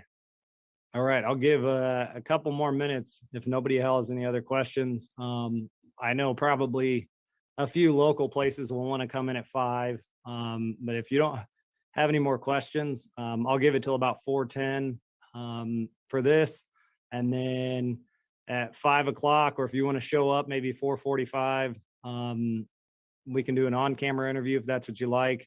And then I know some still want to do phone interviews or something for radio stations. I'll probably still stick to about 5:30 for that.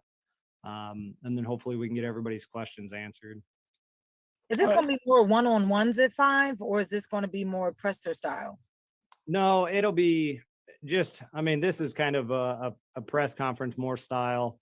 Really, when we do on-camera interviews, there may be 4 cameras.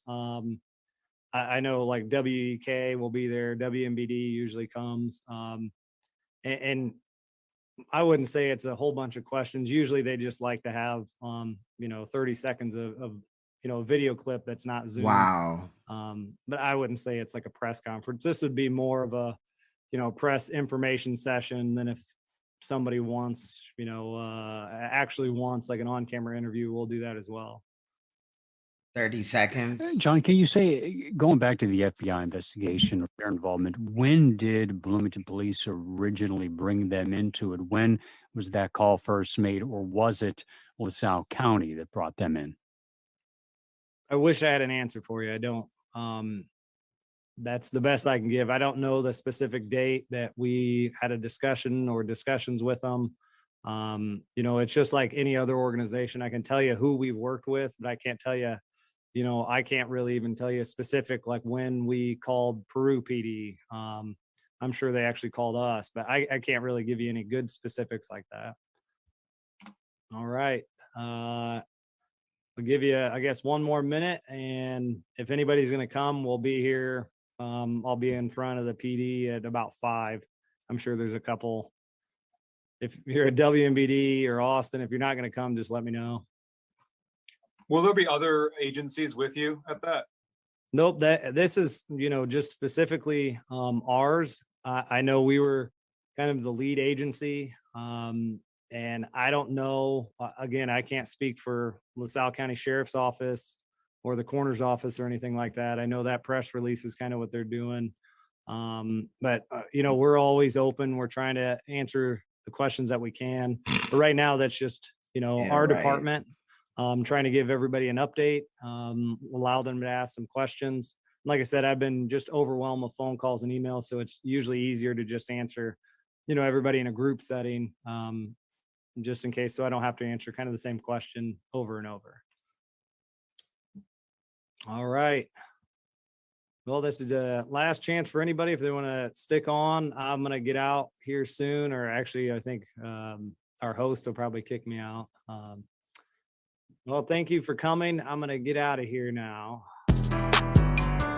So, y'all, this case, that man offered nothing to the public or the family. And sadly enough, that is what we see in situations involving our people. Again, this case was overshadowed, in my opinion, and several others, by the Gabby Petito case, and where both cases possibly needed justice, obviously, right? It just seemed like, the man that was speaking, they could have definitely picked a better spokesperson, and he often spoke on the case, which is alarming. The smirking to me, and just the no answers. Like, I get it. I've been researching crime since I was little. You know what I mean? Believe it or not, right? But at the end of the day, like, I know that they can't give us all the information, but that poor family has gotten really no answers.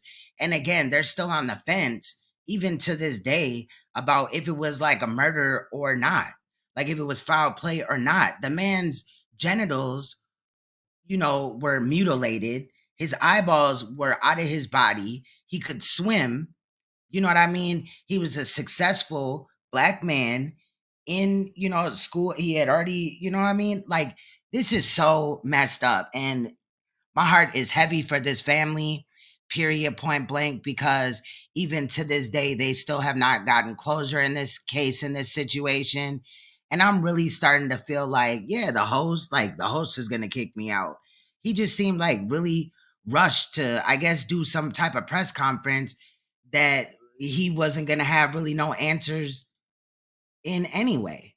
It seemed like he was unprepared. He really did not care about the case. I'm disgusted, and I know I'm late on this. Again, I feel like I didn't see this because the Gabby Petito stuff was going on.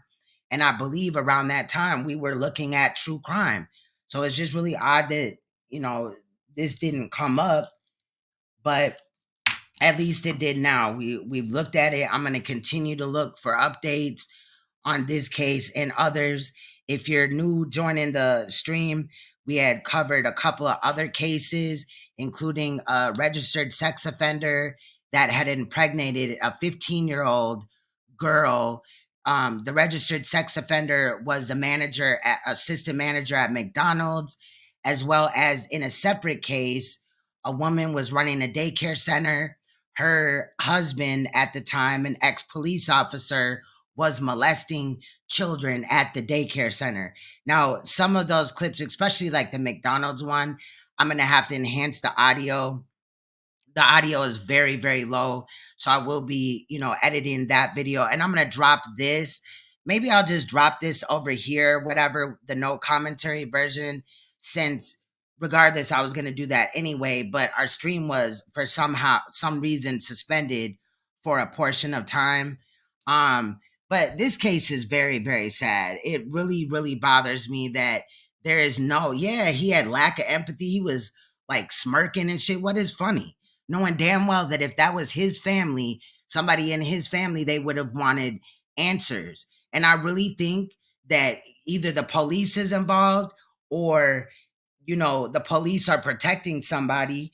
Again, somebody had pointed out that possibly, this is just an idea in the case. What if he was sleeping with a professor or somebody at the college, or it was somebody, another student at the college? I hope that they check to see any enemies he may have had or anything like that.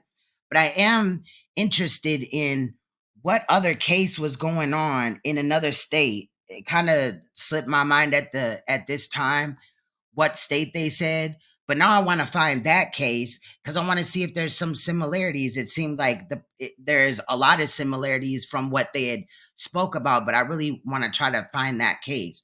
So that's what I'll be doing. Shout out to everybody in the room and stuff like that that rode with us through this live stream, y'all.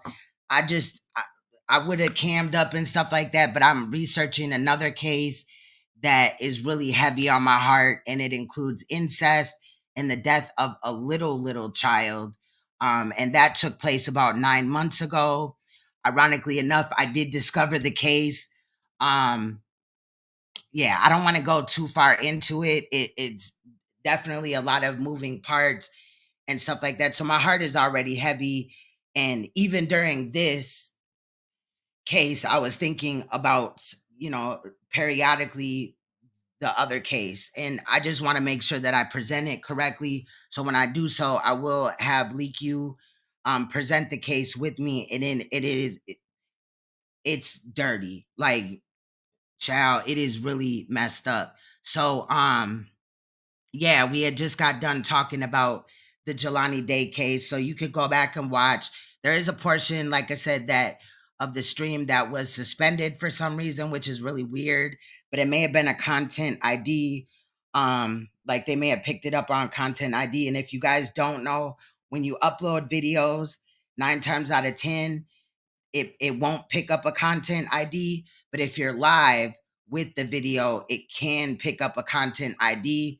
But that's also alarming because who is trying to copyright that clip to where they don't want it played or whatever at the time? And also somebody was flagging the hell out of me or trying to. So I don't know if the video is age restricted or what, but we're going to have to look into that as well. But yeah, this case is just really bothers me. The fact that this woman had raised her children and they were all, to this day, they're successful. They went to college.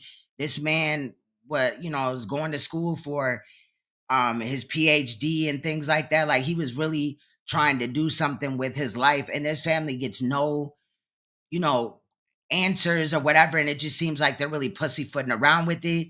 Now the FBI is involved, but they're still having trouble allegedly getting into the phone. Like this case is almost 2 years old.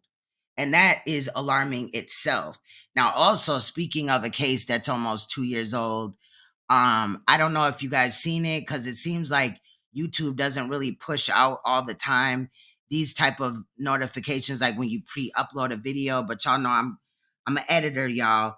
So here is my update on the Brother Polite situation. You can click on that link if you have not seen it. Brother Polite did have court on the 20th of April. And once again, they continued the court date. So we'll be following along. I believe his next, so they moved the 420 court date was a pretrial. So they moved the pretrial now to 6/22/2023. And the trial is now July 3rd, 2023. So we'll be covering that as well. Sister Nandy has done a great job as well covering the Brother Polite case and things like that. So make sure you check out her channel. And she had a couple of videos I got to go back and watch, child, because she be going in, and 9 times out of 10, even if she cussing somebody out, it's not just drama filled. It's a reason behind it. We stand on that. So shout out to Sister Nandy. I just really hope that at the end of the day, this case, Jelani Day, does have some type of closure for the family, official closure, not just you found his body mutilated and you're sitting up here still on the fence about was he murdered or did he unalive himself, which I've never met somebody that decided to smoke a half of a blunt or a portion of a blunt and then, they like, I'm finna unalive myself. Let me, get it, and all this and that. Like, it's just really weird, child. So I'm just not going. It's the dismissiveness, the lack of sympathy and all that in this case. And I want the mother to know, and the family, they may never watch this video, but that we stand with them. And I do apologize about not knowing about this case until now. Sadly enough, a lot of the times our people are, failed by the police departments, failed, by the coroner, and also the police departments in Illinois have failed several cases. And, there's a lot of people missing in each state. But one state, Minnesota, has started to, they like passed a law or whatever. I got a post on it too, but they passed like something to where they're starting to look, they're going to reopen all Black women or Black girl cases in Minnesota that were closed before of missing, Black women and girls. I think they should also extend that to Black males, like boys and everything like that, because where we do have an elevated rate of Black women and little girls missing, there's also an elevated amount of melanated Black males as well as men and boys that are missing as well. But I think that we have to be the ones to talk about these cases, because oftentimes, like I said, the news may talk about it for a couple of minutes and they only can go off the information that the police give them. So we got to like stand on this. And honestly, this case, as well as the one that I'm researching that I'm really not kind of speaking about at this time, because I want to make sure that I have all my ducks in a row and everything like that. I spent a great portion of this week doing background checks on those involved, those that were arrested due to the abuse and the death of this child in Dallas, Houston, that happened 9 months ago. So yeah, I'm almost completed with it, but I am already working with Leak U on it. So we got to just get together and she's got to go over some of the information that I sent her as well on it. And then we will be able to present it. So like I said, I'm kind of turned off by the YouTube streets drama. I know I get involved. I'm not trying to act like I'm innocent or whatever, but these cases that I've been looking at, and again, I have a long playlist of at least like 34 clips just that I had gathered today of other cases and other things that are going on with our people that have not really, had a lot of light shed on them. So I'm just kind of challenging everybody in these YouTube streets, in these sectors that we're in that are drama filled, to at least one time a week, look into a serious situation, do something that's not drama filled or whatever. And I'm going to try to do more, obviously, than one time a week. This kind of just like snap me back into reality. Again, I'm not perfect. People be bothering me or whatever, or things that I feel like I can give commentary on that will arise. You know what I mean? But at the end of the day, I'm focused. I'm back on my stuff. And again, shout out to Sister Nandy, because she definitely stays focused, y'all. But with that said, I'm not even going to end with a song or anything like that. I do got to work early in the morning, and it's already 12:17 where I'm at. So I'm going to get up out of here. Much love, y'all. Thank you for those that, participated in this live stream. Y'all know it ain't no drama really in this live. So the numbers are going to be low, but I expected that. And shout out to the royal family and those that are sending in clips. They're definitely, on my radar at this time. So let's just continue to stay focused. And, there's a lot of things to talk about other than just random beefs or whatever on YouTube that we need to focus on. And that goes for me as well. So much love. Stay you, stay royal, stay uncompromisable, and please stay woke.